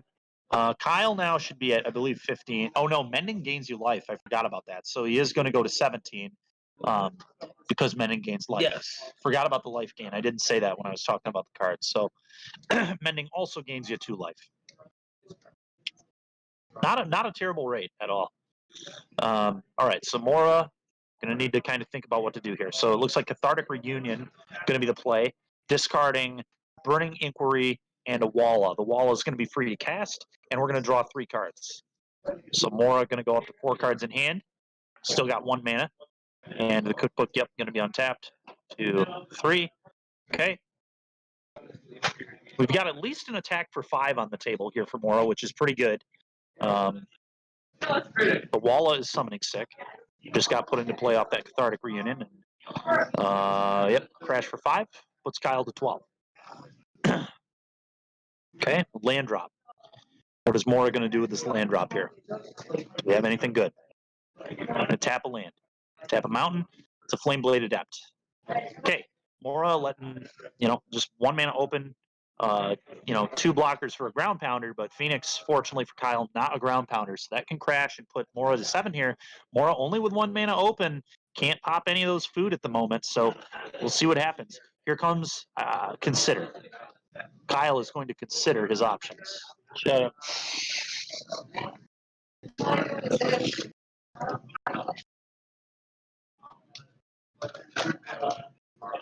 Kyle taking careful consideration with this this top card here.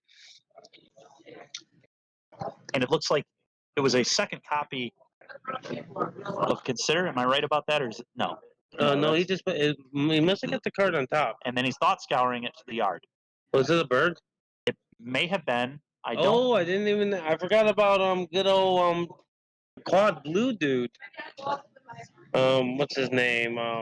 Geez, I can't. Oh yes, the Lich. Yes, That's what went to the yard, I think. Yeah, I know the second one was. Yep. I don't know what the first one was off the thoughts. I don't either. Some red card. It might be a mana. It's not a Manamorphose. You would keep that. You would keep that, I think. Okay, so I'm interested. Yep, land drop for Kyle here. Maybe it wasn't because he drew the card off to consider that because he kept it on top. Yeah. So what is this? A bolt? No, a prismatic ending. Beautiful. So that's going to take a good. Okay, we're fetching. Now Kyle's getting low on life. I mean, this is absolutely not nothing. Again, does Mora play Fiery Temper in his deck? This came up earlier too, because Mora right now has an attack for 8 on the table with the discard to the cookbook.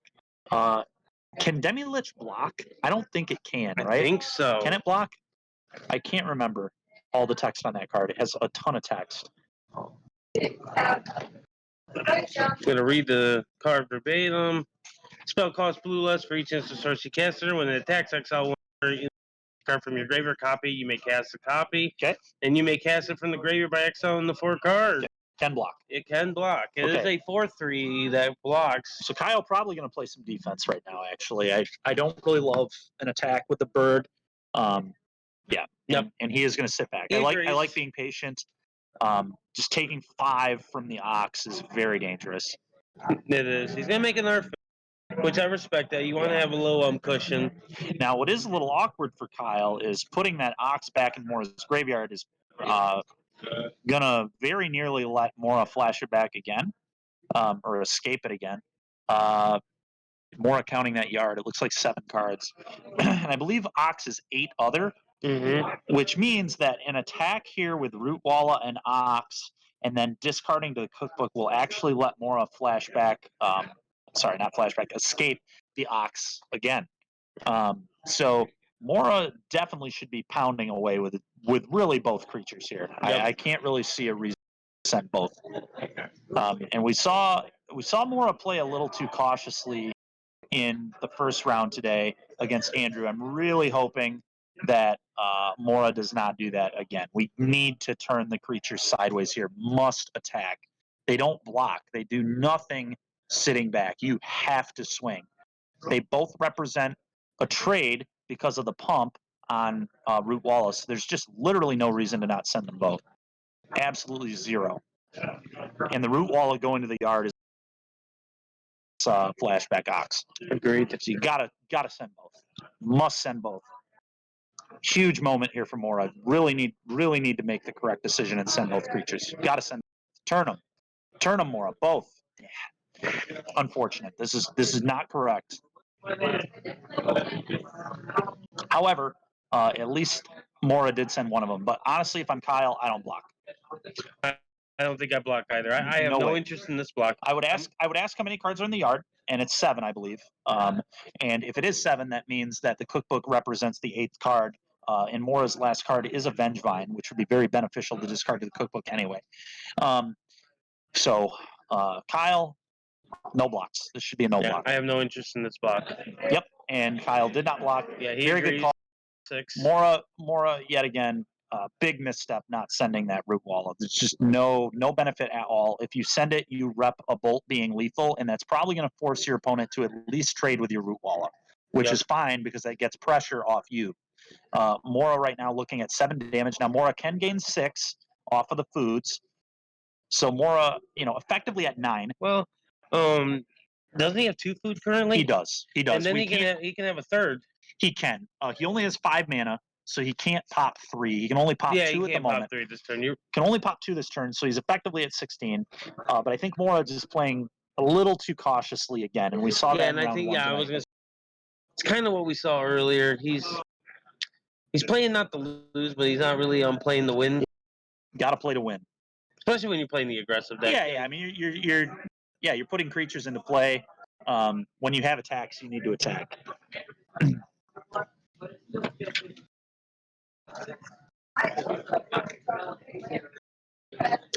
So Kyle, thinking here, very important turn because Kyle is definitely. We'll get an update in a slightly worse position. If we have any score changes, we'll get it updated. Having some freezing issues as we've been earlier, but we'll get no big deal. Yep. No big deal. We'll be fine. We can mentally keep track of life total and. It looks like we're good to go. Good. Okay, and there are 2 more birds in this graveyard off that flashback. So Kyle going to 8 because he's going to gain some life off the flashback mending. And now the Demi-Lich is going to get to potentially attack and flashback a spell in the yard. There are a lot of spells in there. It does have to be a 1 or 0. Pay for it. Oh, you have to pay for the spell. Yes, you still have to pay for the spell. I forgot it wasn't free. No, they balanced the card pretty well. Yeah, they did. I'm used to cards being more busted than that, for sure. Yeah, I know. I'm used to, Dreadhorde Arcanist, for example, just attacking and getting to cast 1s for free. Okay, so Kyle in the tank here. Looks like there's a Thought Scour in hand and maybe a Murktide Regent. There's a land. There's certainly a land. And the attack. And so we're probably going to flashback and consider. No, a bolt. Oh, okay. I like that. Let's get that off the board. I forgot that Demi-Lich doesn't have flying. Demi-Lich doesn't fly, does it? No. I forgot about that. Okay, so Mora's play here to block the Demi-Lich, I guess is all right. Although I'd still think I would have rather just attacked because you still trade with it that way. But whatever. Yeah, because if Mora would have attacked, excuse me, as an observation, I believe I see a Thought Scour over in Kyle's hand. Okay. So he's probably going to be able to get in there for 3 birds this turn. Now this turn's going to be big because Vengevine's coming back almost assuredly. We're going to get a recast Ox. We can pitch this card to the cookbook or just play it. Oh yeah, there it is. That's a creature. Yep. So now we're going to recast Ox Ox, which will trigger the Vengevine. And I believe we have exactly enough in yard to not exile the Vine. Yep. Let's see. If he hits something to remove this bird, it's game. Yep. And no, maybe it's not game because here comes Mr. Ox. Yeah, the Ox don't have haste. Trigger the Vine. Vine's coming back.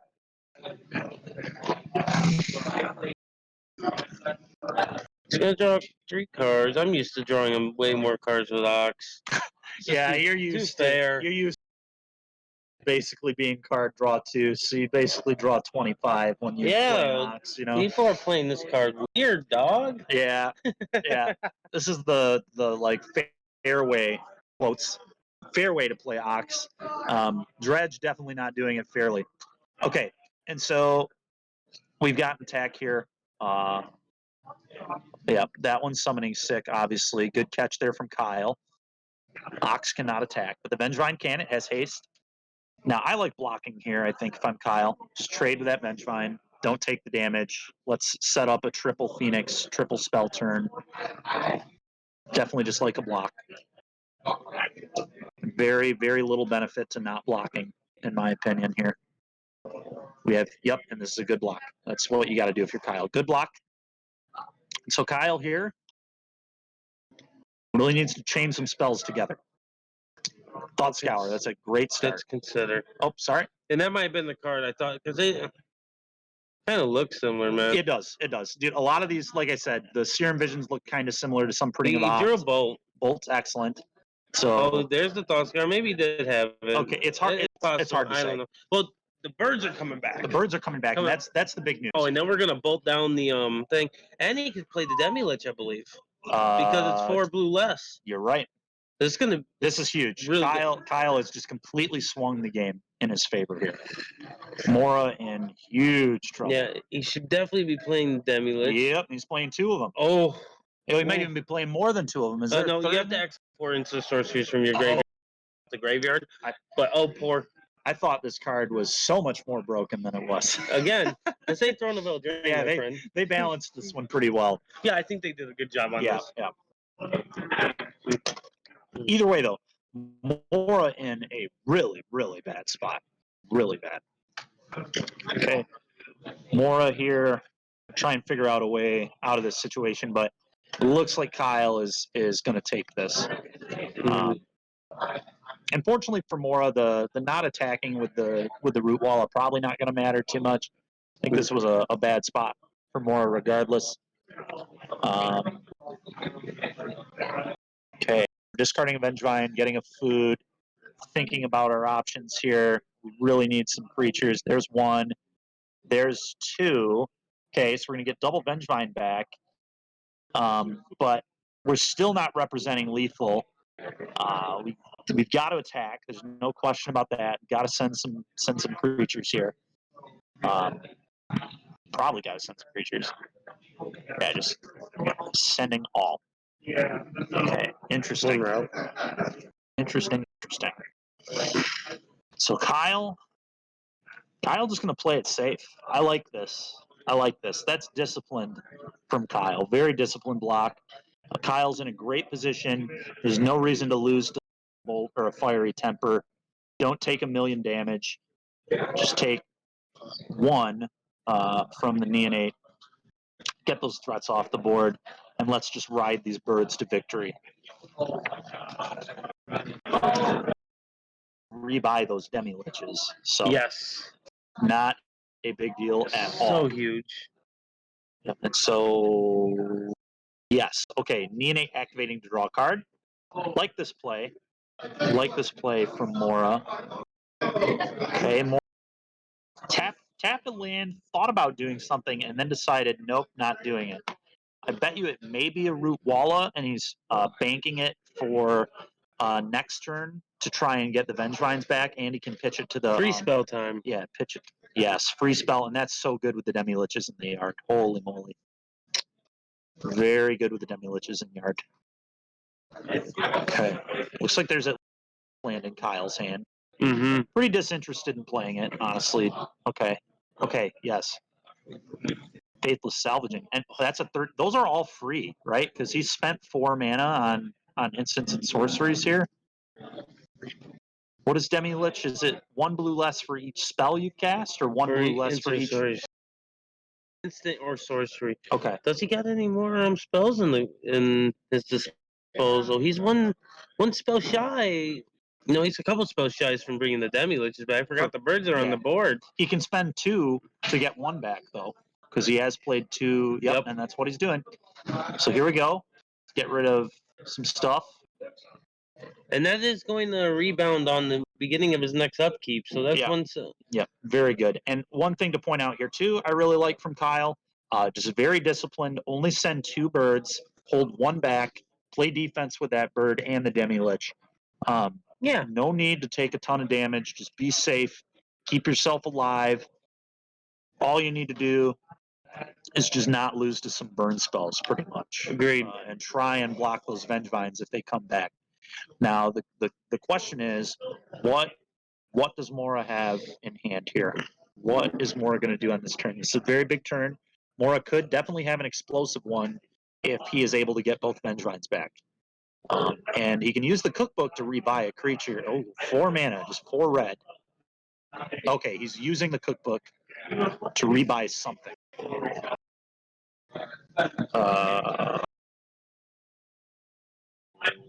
Whoa! Discard my Flame Blade and play an Ox. That's nice. Oh, and he just concedes. Who conceded? Mora conceded there. Okay. Huh. Okay. Interesting. That's very interesting. Assuming Mora was at 7, Mora still had a food, so technically wasn't dead to the birds. I'm not sure if there was a damage spell to flashback with the Demi-Lich. May have been a slightly aggressive concession, but I would have had to see the graveyards to know for sure. We'll see what happens.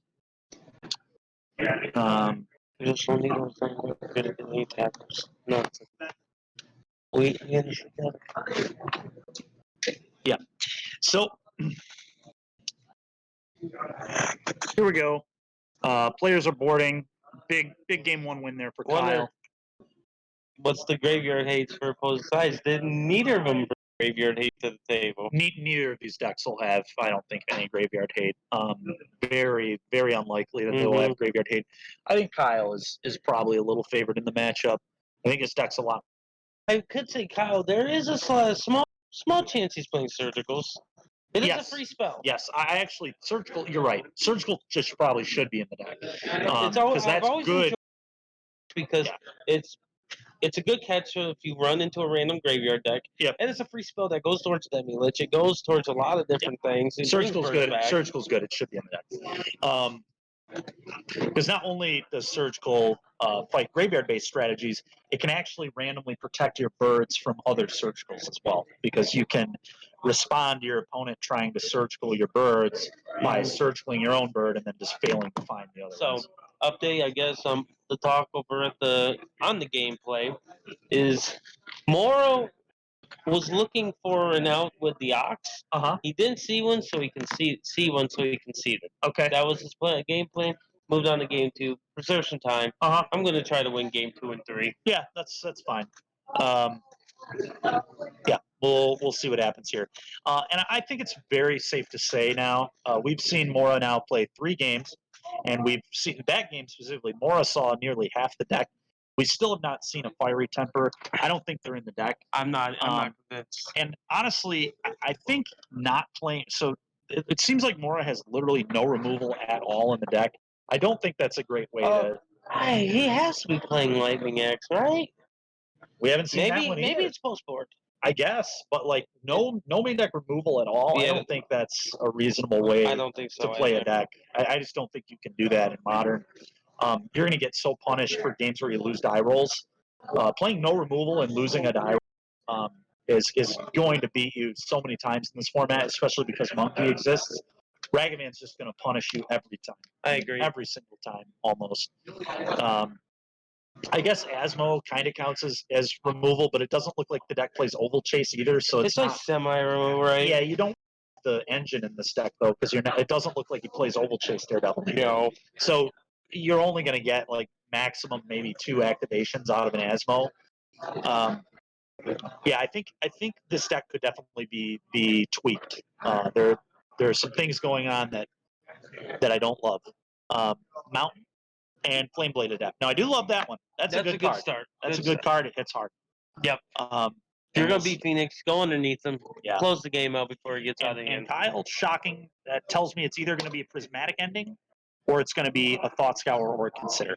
Okay, so it's going to be a Thought Scour or Consider. No way it's ending, or he would have ending this creature. Well, yeah, it's no way. It's not an instant. Should have been. All right, and cycling Street Wraith. So does Mora have the really sweet start here of Asmo? And we're already going to be attacking for at least 3 with this Flameblade Adept. Maybe more. Cathartic Reunion or Burning Inquiry would be disgusting right here. Double Burning Inquiry. Double Burning Inquiry would be what? I mean, that's 12 damage. Yeah. Just on the Burning Inquiries, we'd hit for 15 here and put our opponent to 3. Yeah, Double Burning Inquiry would be busted. We'll see what happens. More fetching up a mountain. And so, how nuts is Mora's hand? How explosive are we going to be? Reunion's also very good. Ox and this is exactly the kind of start Mora needs to have. Just explosion. Was it? It's a 1/1 when it's straight up. Yes, without paying, it's a 1. And I forget when they come off manas. Do they have? Is that Tormod's Crypt? It might be. I think it is. Okay. Oof. Cycle another street. Jeez, oh Pete's. So that's 1, 2, 3, 4, 5. So I believe Flameblade's attacking for 11. Does the madness give your guy haste? No. No. Okay. No. That's suspend. You're right. Yes. And I believe Mora crashing for 11 there, which would put Kyle to 7. I am There's the concern. very, very confused about. Hold on. Cathartic discards 2, and Street Wraith is a cycle. We're gonna have to Bear with us. bear with. All right. So we got Flameblade attack. I wonder if there were some missed triggers because I believe Flameblade. Right? It definitely does. So that was 1, 2, 3, 4 triggers. That should have hit for 9. There were definitely some missed triggers there. There's no way that Kyle should be at 13 life. Discard 2 from Cathartic is 2 triggers, and then 2 cycles is 2 triggers. So Kyle should be at 9 if all the triggers were caught correctly. Oh, it only gets. He only gets +1/+0. It only gets. Really? Huh. I thought it got more than that.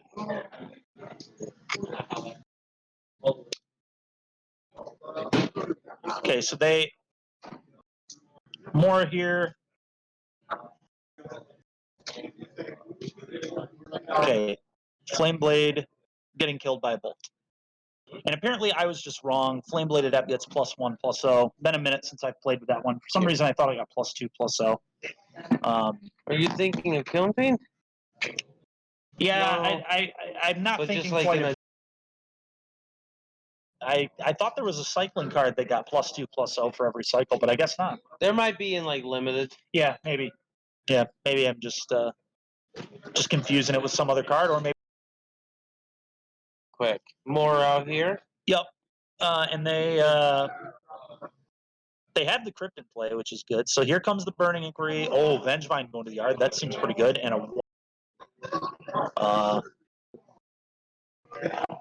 getting discarded as well, which is really good.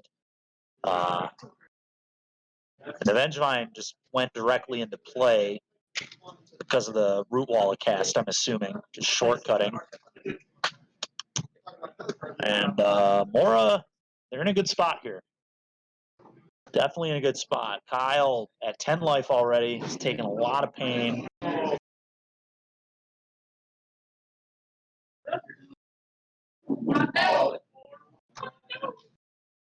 And what else does Mora have up their sleeve here? What is happening? Mora was attacking with something that couldn't attack. There's a gut shot, but it's 2 life to cast that, so it's going to put Kyle to 8, if I'm correct, and then the Vengevine hits for 4. Kyle down to 4. Kyle's in a huge problem. Huge the biggest issue is that Tormod's in there, not letting him do his thing. Yeah, this was a really nice draw from Mora here. They really just had a quick, aggressive draw, and like you said, getting under the Phoenix deck here. Phoenix just wasn't able to keep up with all these threats. Just a lot of threats. And then, like you said as well, Mora, they also have this Storm AI, and Kyle is picking them up. We're going to go to game 3. Cast the Serum Visions, take a look. But there was no hope in sight. So Kyle going to concede game 2. We're going to go to game 3. Kyle making a couple sideboard changes here before game 3 now that they're going to be on the play. And Mora, big win there. And, this is what you want to see here, game 3 to keep your night alive. So both these players trying to stay in contention for some prize. It's been a sweet match so far. And yeah, so they're making a couple changes based on being on play draw. And yeah, we'll see what happens. Both these decks not necessarily tier 1 decks. So this has been a fun one to watch. You don't get to see these two in action very often. And Jeskai Phoenix, I mean, really a kind of a new thing because of Faithful Mending being a card in the new set. So not a deck most people have probably seen much of yet. Will it become tier? Who knows? But nobody knows. Yeah, hard to say at the moment. Yeah, we need to see some more events. Give it a little more time. It might still need some tuning, but we'll see. Yeah. It'll be interesting. I personally think it's probably still missing a piece or two, would be my guess, but I could be wrong. So we will see what happens. That would be my vote. Well, good luck, Kyle and Mora. Yes. This is going to be a sweet game 3. It is. Like I told you, I didn't expect the Tormod script. The Tormod script was nice. Yeah. Mora said, "Hey." Mora said, "I'm gonna have some cards. I'm gonna respect graveyards." And that's I know how strategy is. Somebody else here at Monday Night Modern is going to be playing a graveyard strategy just like me. Yep. I like it.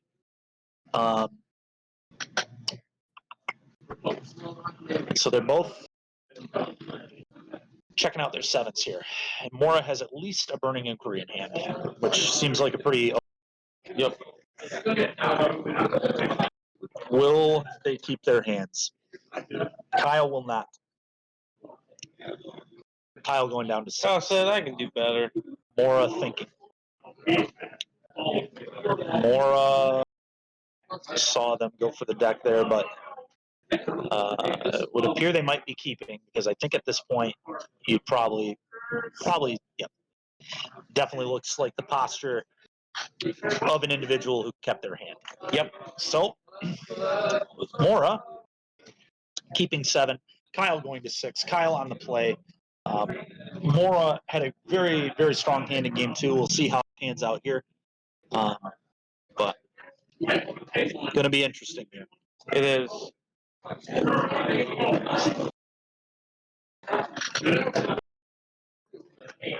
Are you ready for some real action? Because this is game 3. Ooh. This is modern. That's rough for Kyle. Taking another mulligan. That's going down to 5. That's tough. Phoenix is not a deck that wants to mulligan too far. No, because you need your cards. I mean, you need you're your playing spells. cantrips. You need 3 spells to get the birds back. So obviously the deck's very consistent, but you want a critical mass. I could see him going the first few turns or doing nothing and trying to fill his hand back up. Yeah, we'll see what happens. I've done that plenty of times with Phoenix, where you take these mulligans and you just have to sit and wait, and you just gotta eat it. Yep. You're gonna have to eat some which is rough if Mora has another aggressive hand. It's going to be really tough. rough if he gets a Burning Inquiry and removes them lands from his hand. That's scary, too. That is brutal. Burning Inquiry can do some really dumb things. But you also got to look at the chances of these kind of things happen. This is usually a 20. The benefit is you play a million cantrips. Yep. But the downside. And, okay, Kyle does keep his 5. So I'd imagine a Fetch Shock Fountain. And that's just going to be considered Thought Scour or Serum Visions here. We'll see which one he goes for. And let's see. All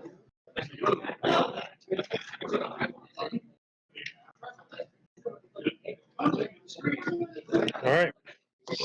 And so we're just Serum Visions. Let's see what looks cool. Good start for Kyle. We gotta kind of smooth those draws. I know we haven't considered Thought Scour in addition to it. It could have been 2 considers.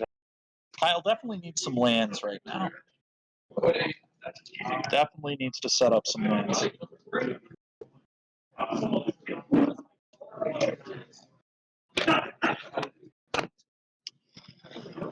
Okay, Mora. 1 drop. What's it going to be?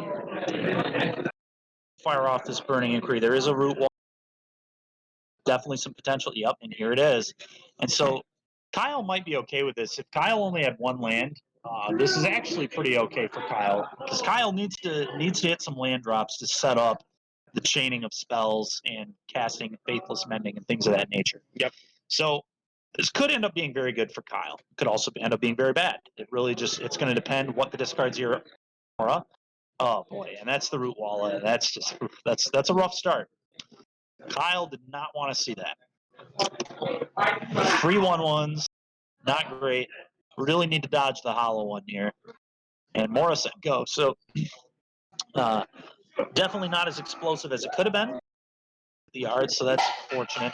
Kyle going to shock, I believe. Nope, is that a canal? That might be a canal. I think it's a canal. Yeah, that's a canal. All right, so Kyle at 17 still.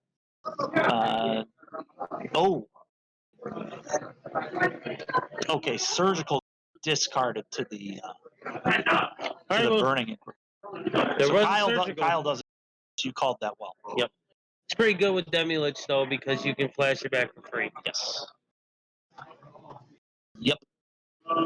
Like I said, it just made a lot of sense. And so, just a completely disgusting turn 2 here from Mora. Yes. They had discard Root Walla to the cookbook to put it into play for free, and then cast this Asmo to go get another cookbook. And now we potentially have 9 power in play, which is very scary. Now, Demi-Lich getting pitched to a Faithless Mending here, gain some life. We're under a lot of heat. Kyle's going to need something special, though. I mean, on the mulligan and looking at this much pressure this early, this is absolutely not where you want to be. We're going to need to get that. Okay, consider. Kyle considering his options. Considering how to get out of this game with a W. With a W. Yes. Perhaps also considering if Jeskai Phoenix was the correct deck to play this evening. As a loss here will probably mean the end of his night. But got a land drop, and it's a shock, which means we're probably going to play another spell. We are going to play another spell. Consider. Bin of Phoenix. That's great. That's a great start. 2 Phoenixes coming back, and we're just crashing. Kyle says, I cannot afford to play defense. I just need to swing and try and win this game. I respect it. I think when you're on a mulligan, you just gotta. It's a reasonable plan. Blocking the Root Walls was an interesting plan too, but that's not what Kyle decided to go with.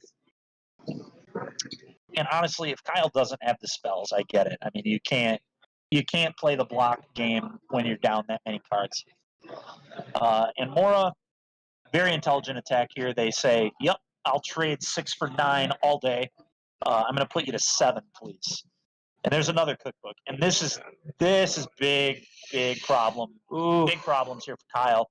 Mora effectively can kill 2 creatures. They can discard 2 cards to generate 2 foods, and then shoot something off with the Asmo, and then the next turn untap the cookbooks, discard 2 cards, get 2 foods, shoot something off. So Mora repping lethal right now, and Kyle needs to do something and quickly. Okay, and that's a bolt, and that's interesting. Mora going to have to pitch 2 cards to kill a bird. I really like this timing from Kyle, because if Kyle has 2 more spells, Kyle's just going to get this bird back that's going to die anyway. So the real question for Mora, do you even kill a bird? Or do you just keep the foods to be a potential gain 6? Hard to say. Yeah. Mora, they're in the tank here. They're thinking, do I want to make the food? Do I want to shoot a bird? Is this a good play? Very smart timing here from Kyle. Really making Mora consider what they're supposed to do. And that's okay. So you got a wear tear now. Now, I'm a little confused at this timing. I would have let the bolt resolve. Should have let the bolt resolve before we go for the wear tear. Because now Mora is much more inclined to kill a bird, because you're tapped out. You need exactly land 1 drop with your last 2 cards.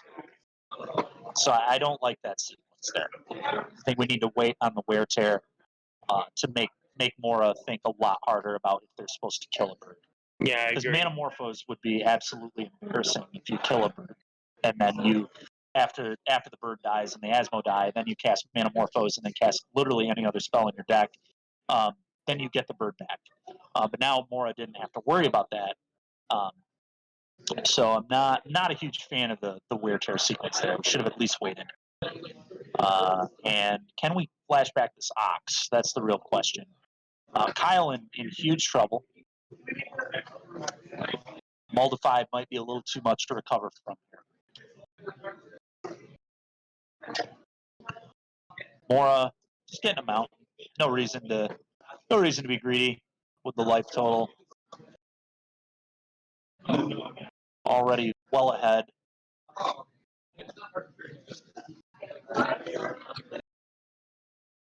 Okay.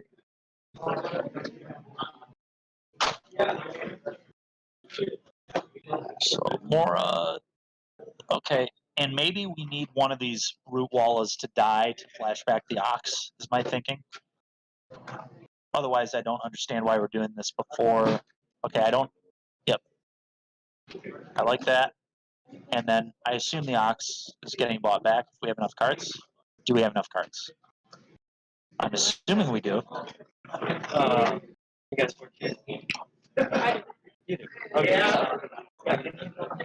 Okay, and we're pitching Avenge Vine, making a food.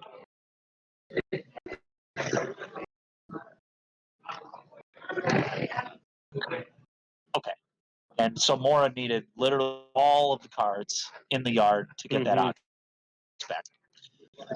And I definitely like just getting rid of the Avenge Vine there. Definitely worth getting the Ox. And you just get a 5/3, you get 3 new cards. I think it's just very good. Now, Kyle is, I mean, if we get a string of spells here, there's still a shot. We need Manamorphose, though. Manamorphose is going to be what we're going to need. Yeah. Kyle needs, like, a string of Morphoses to get back in this game. And I think we just flashback Amending. That's really unexciting, to say the least. And I don't think Kyle's going to be able to get out of this game. We're going to need, like, land drop, lightning bolt, gut shot. Okay, and I don't even know. Well, there's a land drop. So now we need 2 more spells to get back triple bird, and it's going to have to be a 0 mana spell, such as surgical or gut shot.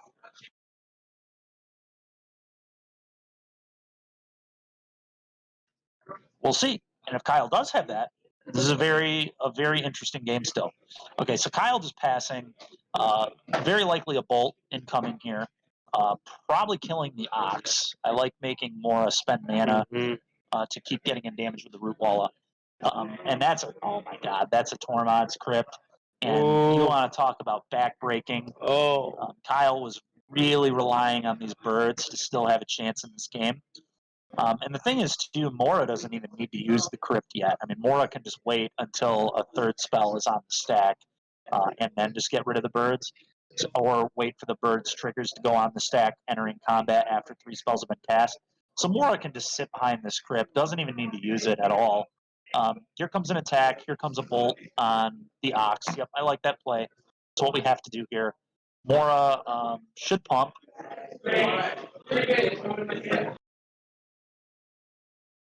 Yeah, that should go to the graveyard. Mora not pumping? Doesn't mean another Ox yet. Things just going from Kyle. The Mold 5, and now obviously the escaped Ox into the Crypt, into another Ox. I mean, I can't imagine a draw. I guess literally Anger of the Gods out of Kyle's deck here is like the only thing I can think of that would give us a chance still. But if it were Anger of the Gods, the Root Walla would have been killed probably instead of the Ox. So Kyle's probably about to concede on this next turn. It would take a literal miracle to win this game. Terminus would be really good. Bonfire would be really gave good. the thumbs up. Like Sweet Hollow One, man. You know. Oh yeah, Hollow One now too. So Mora, they're just throwing more cardboard on the table. Just using the Crypt. We don't even need to use the Crypt there, but that's just demoralizing the opponent, I think. And good luck, Kyle. I'd really like to see you come back here, but I have no idea what you could do. Yeah, Serum Visions. Yep. Go ahead. Try and set something up, but I think this is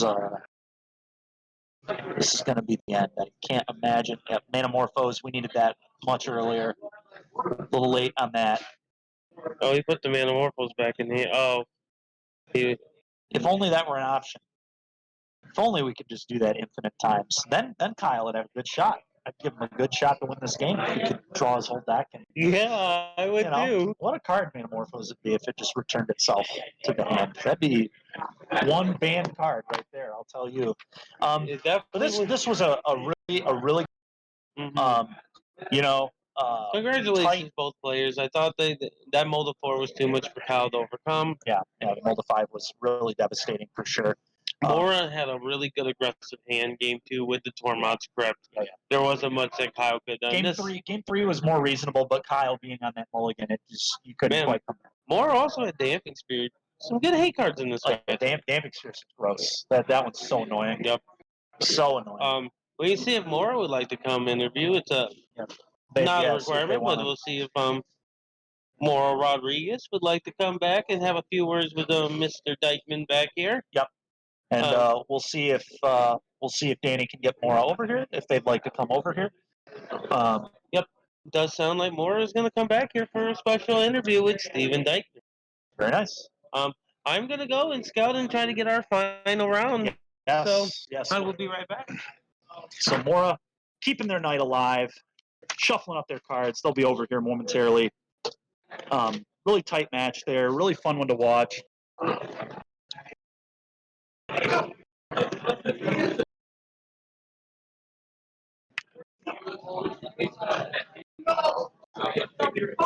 Yeah. But yeah, we saw a really good match there, and it's going to be exciting to watch our final round. Again, Mora's going to be here momentarily for a really tight match there against Jeskai Phoenix, Kyle Gonzalez. Mulligan to 5 was definitely a bummer there, but a really sweet one. And Mora about to sit down with us here. How you doing, Mora? Pretty good. Good. Fun. This deck's stupid. Yeah, it's a sweet deck. We really got to see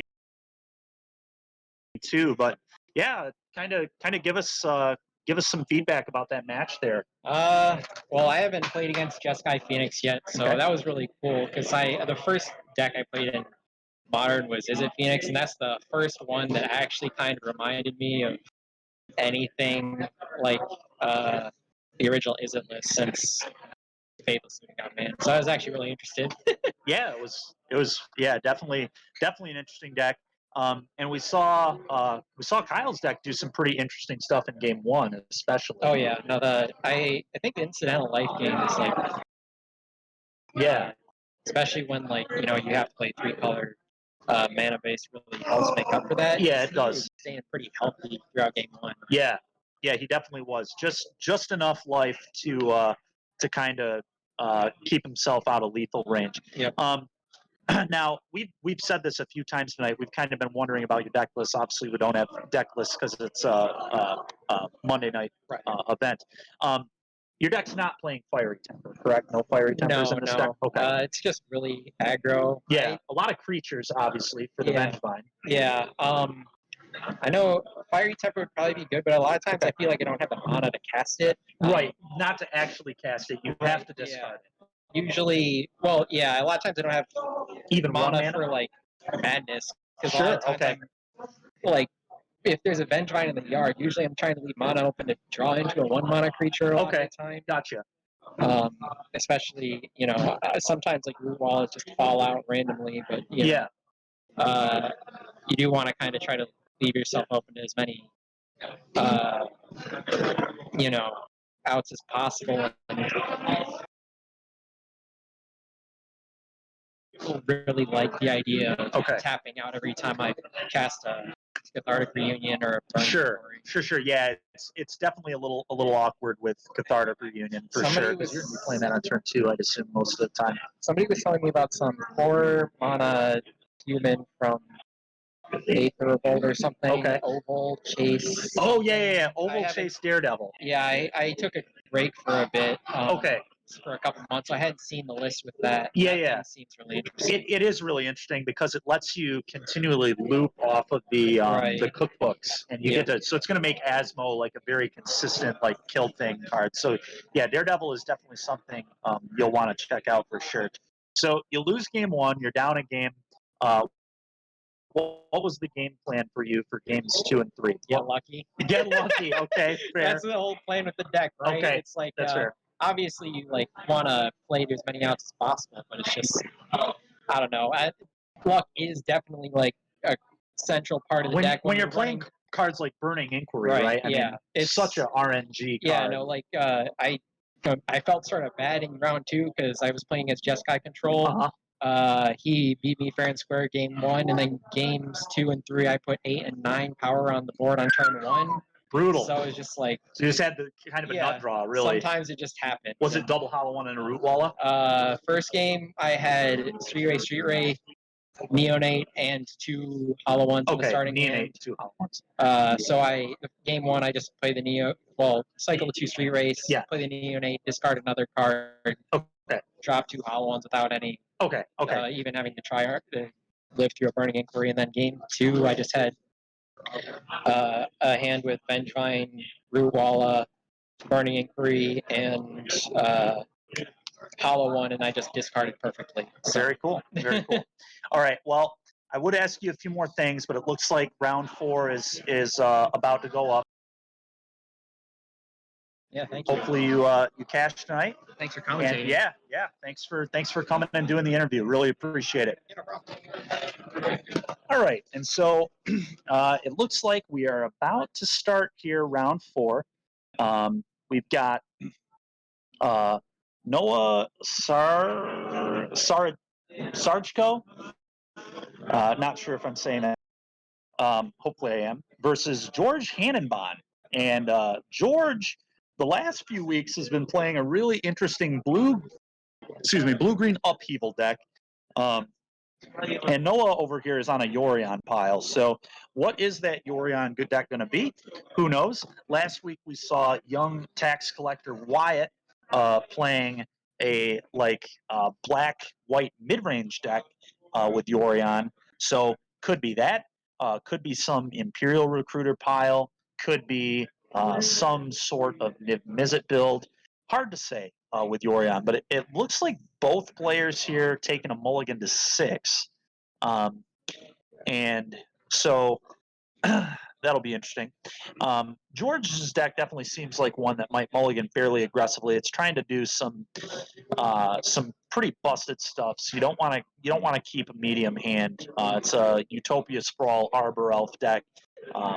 Plays, I believe, 4 copies of Primal Command, 3 to 4 copies of Upheaval. Really just trying to generate a lot of mana very quickly and do some busted stuff with it. And Primal Command is a really good card when you're playing it on turn 3. For those that don't know, the plan for this deck usually is Primal Command, bounce one of your opponent's lands and put it on top of their deck, and then you tutor up a card such as Eternal Witness, or I forget the name of the new 4-mana one that has Eternalize out of Modern Horizons 2, but that could be in George's deck as well. Eternal I believe it is. I've seen it earlier. Okay. So is that an Arbor Elf? It is. Okay. Yes. And so George don't see that too much anymore. This is the plan that George's deck has. He's playing blue-green Upheaval. Timeless Witness. Timeless Witness. Okay. And so Noah has led Plains, didn't do anything on turn 1, and also did nothing on turn 2. So I'm pretty confused as to what Noah kept. Maybe Noah thought that a 3-drop on the play would be good enough. Noah better have a Skyclave Apparition, or things are going to get kind of nuts here.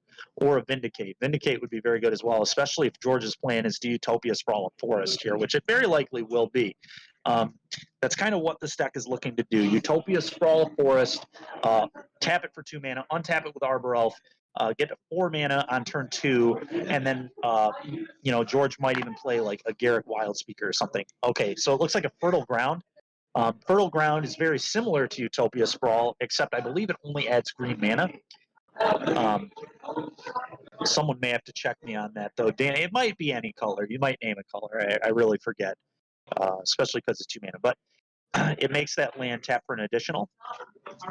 And what is this? Is that a path? Wow. A path. George is going to be very okay with that exchange. Yes.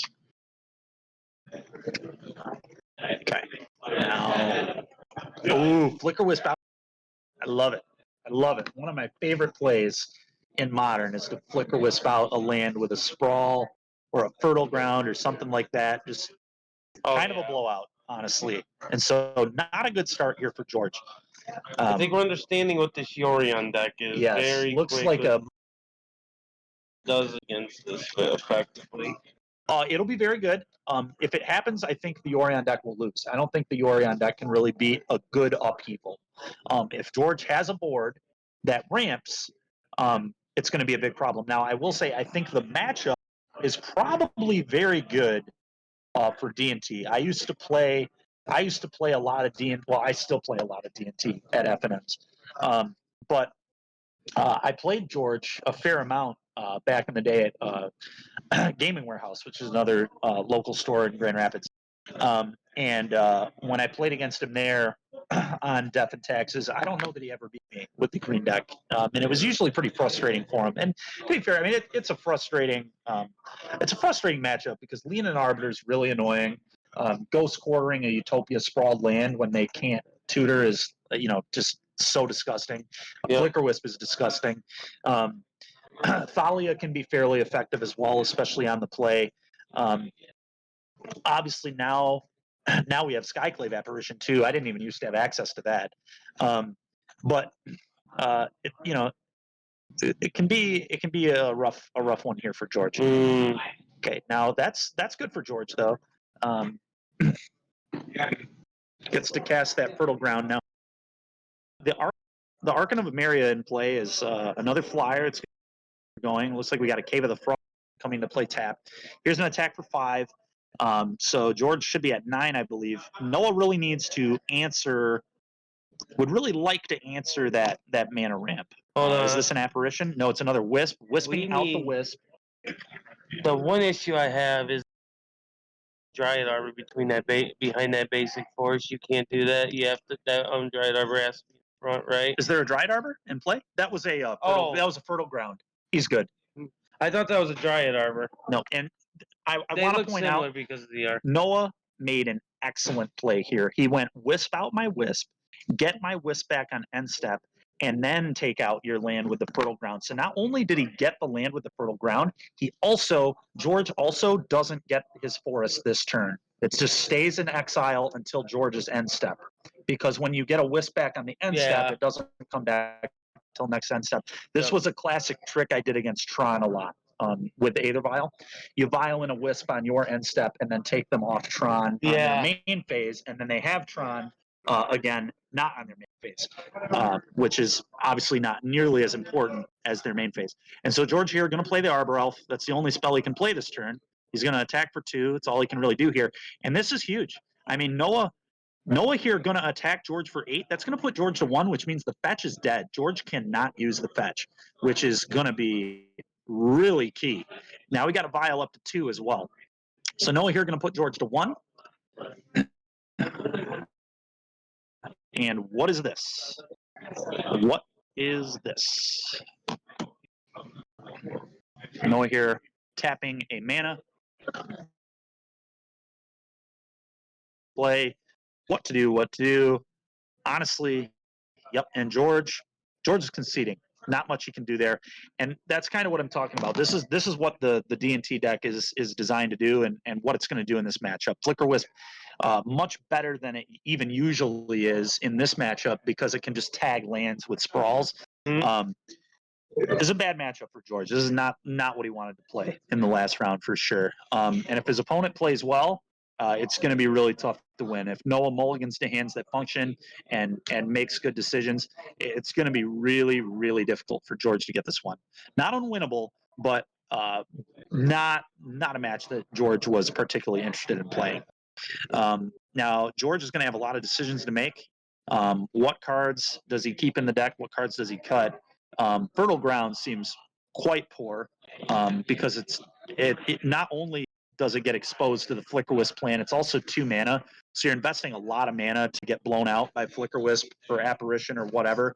Obviously, Apparition can eat a lot of things, but Fertile Ground is pretty disinteresting to me because of the fact that it just, it's slow and it just gets really blown out. Blown out so bad by Flicker Wisp. But, I don't know what's in George's sideboard. I can't imagine in blue-green he has a ton of tools for this matchup. There may be some Dismembers. There may be some other. I would imagine Dismember is definitely in the sideboard. Just a free removal spell in blue-green seems pretty good. But we'll see what happens. George will be happy to have play here. That'll be key. But I think George, if I remember correctly, had to play that game too. So, it's going to be tough. Actually, I might be wrong. George didn't have to play that game because his opponent kept a no-1, no-2 hand and was still able to recover because it was Wisp and blow out that Fertile Ground. Mm-hmm. But nonetheless, George will be very happy to be on the play here. And George needs to be very aggressive with his mulligan procedure. He absolutely wants to cast a Primal Command on turn 3. That is very critical in this matchup. Do not keep a hand that doesn't play something busted on turn 2 or 3. His hand can, if he's still playing Garruk Wildspeaker, which is a pretty sweet card in this deck, that would be an incredible turn 2 or 3 play as well. You can play it on turn 2 by going Arbor Elf on 1, Utopia Sprawl on 2, and then tap your 2 and untap it and tap it for 2 more, and then Garruk, and then you can either plus Garruk for 3 more mana, or you can just start making beasts. So George here needs to be disciplined with his mulligans, and he's gonna. He was not even kind of interested in that first hand. Very quick throwback, must have been awful. But George knows what he's looking for. But George here, you can tell he's a little frustrated. Really quick. Kind of mashing those cards, and I feel like George is a little ticked off. And for those that know George, George can get a little tilted from time to time. And to be fair, this must be very tilting. This is not a good matchup. It's definitely annoying to have to play against this in your last round when you're definitely playing. Not the that you were looking for. And he's going to 5. Again, though, this is good of George. He needed to mulligan aggressive. The matchup is bad. He needs to find something explosive. Don't keep garbage. Try and set up something good. But honestly, going to 4 is going to be really rough for his deck. we talked about ABC decks earlier. In this deck, you need mana, you need bomb. So it's almost like more AB, but you need multiple pieces of mana ramp. You can't just keep like one mana ramper. It's usually not good enough. You kind of need two. So we'll see what George has. He's going to fetch, and he's going to play a Utopia Sprawl. And he's going to have 3 cards left in his hand. And he is going to pray that Noah does not have a strong hand. Now, Noah here, tapping a plains. Nope, not tapping a plains. Just saying go. I wonder what is in his hand. Why if he just thought something was there that wasn't, or if he's waiting on something. I really don't understand waiting if you have any way to interact with that sprawl. Maybe he had path and forgot that George played a sprawl instead of an Arbor Elf. It's hard to say. But George here, gonna fetch, probably down to 18. And George definitely to do something pretty effective here, and it's a fertile ground. So George, 2 cards left. Excuse me, 2 cards left in hand, but he's 1 mana away from a. And what is this? I cannot tell what just got put into play. Is this a Garrick? What is this? Obstinate Baloth. Okay. That is not very good. I'm very surprised that's in George's deck still. I guess he just didn't have anything better. What is that on the Texas side? I cannot tell. I really cannot tell what's in play on the Texas side of the board. Yeah, Danny's it's Thalia. It's a secret layer art. Oh, okay. That makes sense. I don't even know if I've seen it yet. That is fair. I don't think I have either. Okay, so George has 5 mana, 1 card in hand, but Thalia is making Primal Command cost 6 mana if George has Primal Command. So Noah's in pretty okay shape here. I would love to see a Skyclave or a Wisp and make one of those mana producers not do their thing. If you have a Skyclave, ignore the Baloth. It's irrelevant. The Baloth does nothing. It kills you in 5 attacks. You don't care. I love this. Great play. Great play from Noah.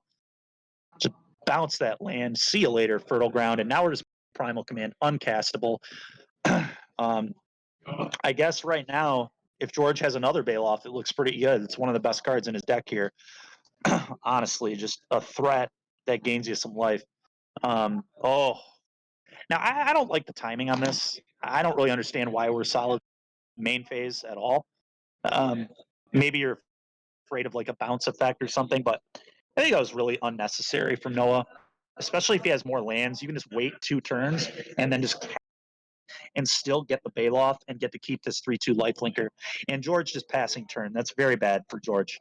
Very, very bad. And that's a Field of Ruin, Good lord. which, isn't insane here, but it can cut George off of blue potentially. There's an attack for 5. What does George have here? What is this? Endurance. Oh, boy. And Endurance. And he has the path. Okay, that's 2 mana. Okay, and he will tap 2 mana. Okay, so George gets a land. That's big. Again, though, we're seeing why I did not like that main phase Solitude. I didn't really think it was necessary at all, or even particularly relevant. Because we're 1 land away from just being able to cast the thing, and Noah had such a high life total that I would have been fine taking 8 from Baloth. I would not have cared. The blue-green deck is not built to pressure. That's not what the deck's really trying to do. It's trying to ramp into bombs and beat you with really powerful spells. It's not trying to just nickel and dime damage. But yeah, we'll see what happens here. George, I can't quite tell what's in his hand. Here's 3 mana. Palace Tracker? No, Witness. Okay, and he's just getting a land. I like this. Fetch, lose life. And George just trying to set something up here. Excuse me. Yes. Mr. Hannenbahn in a little bit of trouble at the moment, but can definitely still win this game. Probably going to take another 5 this turn.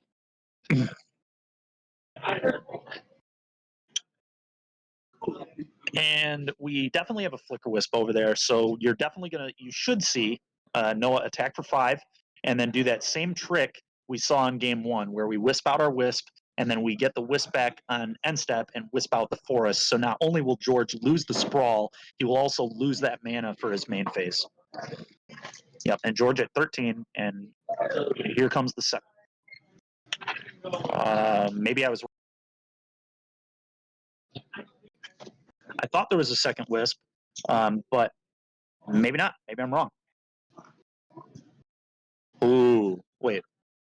Okay, he didn't want to. Yeah, that makes sense. Okay, so I must have been wrong. Noah must not have had another Wisp because it absolutely would have been cast. So Arbiter's kind of whatever in this spot, honestly. Mm-hmm. George has already gotten to search multiple times in this game, so 2, 3, 5, 6 mana on George's side. He'll upheaval, which is very awkward because it would not put him ahead really in any way. No. You want the upheaval to generate mana when you cast it. It's pretty important. There's a fetch. It's a little awkward because George has to pay 2 to fetch, so he's still not going to be able to cast anything particularly large. What is this? We're gonna. I don't remember. Know. I really don't remember. Does it clone it? I think he's cloning the Eternal Witness. Paying 2, fetching, going to 12. I believe there are 2 Eternal Witnesses in play. We'll get confirmation from that in a while. George is really in trouble right now. I mean, this is just straight up top deck mode. Yes. Straight up top deck mode. It did in fact clone it. Okay. Do we know what the name of the card is? Not at the moment? Not at the moment. Okay. I'm sure. Our Judge's Tower Master. We need to send the Thalia. Come on now. Send it. Yep. Send the Thalia. Send the Wisp. No reason to hold back. Replicate and... Okay. Now, I don't like sending the... Okay, Replicate, Repudiate. I hate sending the Arbiter here. I don't agree with this at all. There's literally no reason to do that, in my opinion. Definitely like keeping the Arbiter in play just in case you need it. Now, it's possible Noah might have a Stoneforge, so maybe he wanted to get his Arbiter off the board. Mm-hmm. That's the only way I could really justify this.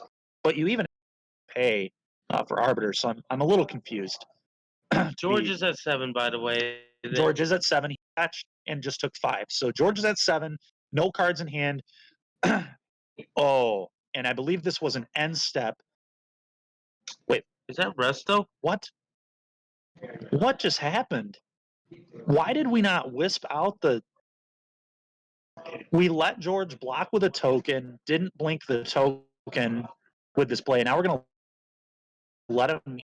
Very confused by this. This line makes almost no sense. Yeah, and so what should have happened here is Noah should have end step angeled out my Wisp to wisp out your Forest with the Utopia Sprawl on it to cut George off at 2 mana, which here George could have cast the E-Witness and got Repudiate, but he couldn't have actually cast it because it costs 3 mana because of the Thalia that's in play. Whereas now he's just going to get to do it again. Big blunder there from Noah. This was not how you want to sequence this at all. But George is still in absolutely horrendous position. He's looping the Replicate, Repudiate, but I don't think Repudiate is going to be particularly relevant. By the way, I don't know how long Noah has had this Restoration Angel, but another reason to not do the Solitude when he did the Solitude, another reason to not do the Solitude when he did the Solitude is if he had that Angel, he could go Solitude you and then Angel the Solitude. Yep. So we're really seeing just how bad this matchup is for George, though. Noah not playing perfectly by any means, and still just in a great spot. Yeah, and George goes down. George was fighting, but just such a tough matchup for George. A rough pair here. Yeah. So yeah, Noah with a sweet 3-1 there, some mono white. I love to see it. Yeah, I love and Death and Taxes. if Noah would like to come Oh on, yeah, absolutely. Dykeman. Yeah, That's I'll talk some D&T. That's how we can close it up. Yeah. We do beforehand want to thank everyone for watching tonight. Yep, absolutely. It was a And fun we night. thank everyone that was a part of the 2K over the weekend. Yep, absolutely. And And to all our viewers. We've had Yeah, that's what I was 1.5 thousand viewers already on the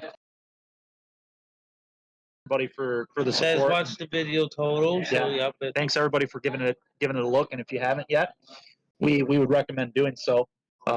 It was a good production, and we're going to continue getting better. We're going to continue doing this stuff every week, and we look forward to providing the content. And yeah, it's been a lot of fun. So thanks everybody for for giving a listen. We're Yeah, we'll see if Noah. if they're not interested, that's fine too. So we're gonna wait for some confirmation on if Noah wants to come over and talk there. Yep, he's gonna come back. Great, We do have great. confirmation. That sounds great to me. I love talking about Magic, especially Death and Taxes. It's my favorite deck. I really think it's very fun and enjoyable to play. So it'll be really good to talk with Noah, and we'll have to see what Noah thinks of that matchup. Yep, I'm gonna go around and wrap up with the Cool. rest of the guys stuff, and I'll let Sounds you good. have a nice little one-on-one discussion.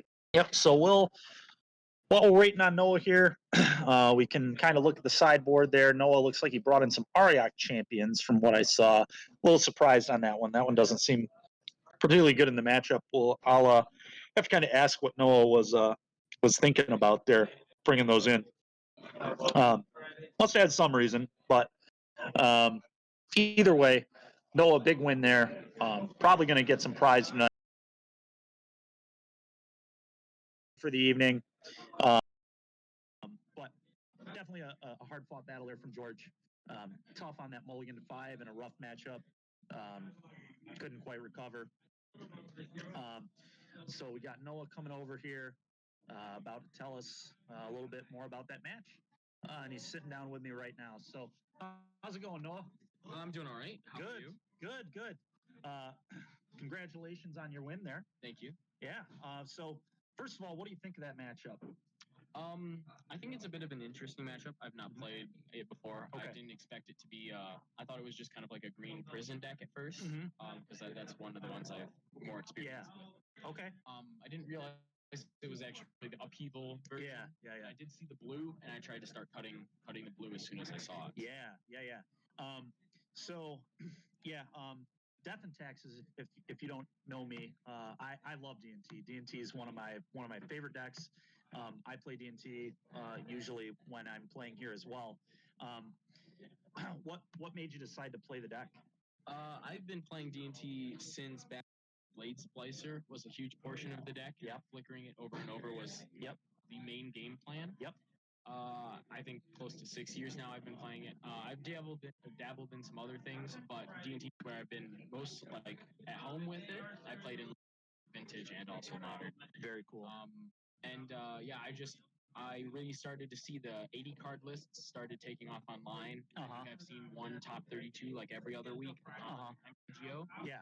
And I'm a big fan of the 60 card version. Me too. But, I just started playing the 80 card because I thought it was a solid choice. Wanted to give it a try. Yeah.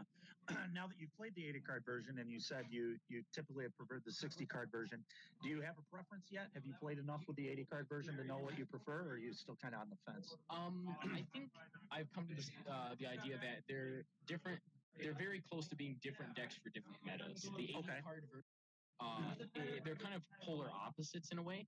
The 60 card version is very consistent. You're always going to find a Thalia, find a Stoneforge Mystic. You're always going to find a Arbiter. Yeah. And in the matches where those cards matter, in the combo matches or ad nauseum or combo decks like that, finding a Thalia, finding an Arbiter, those are really big things. Yep. In metagames where you have a lot more grind potential, where it's blue-white control with chalices, or just hardcore, like, old school Jund.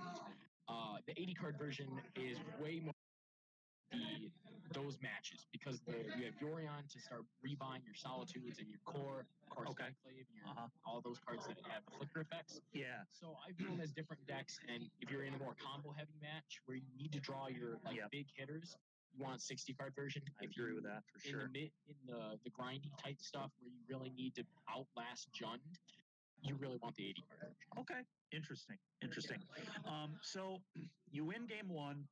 You did some really sweet stuff with Flicker Wisp in game one, obviously. You did the really sweet, the classic play where you attack with Flicker Wisp, and at the time you had an Archon as well. You put George to 9, and then you play your second Flicker Wisp, wisping out your own Wisp to get Wisp back on the end step to wisp out his land, which had a Sprawl on it, which not only took out the Sprawl, excuse me, but it also did not allow him to use his Forest in his main phase, which is really the only time you care about his deck using its mana. So it's really just all gravy at that point. Basically cuts him off 2 mana. And that play pretty much won you the game because then you put him to 1 on the following turn and he couldn't use his fetch. So he really couldn't even cast anything through the Thalia. So you win game one. How did you board in this matchup? I'm actually main decking 2.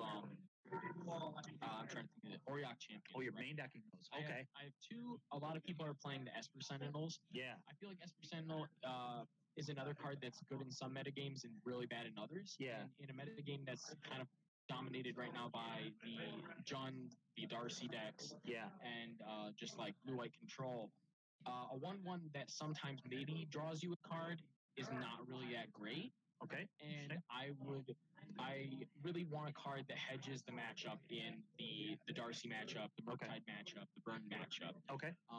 And I feel like that card is better for hedging in those matchups. Okay.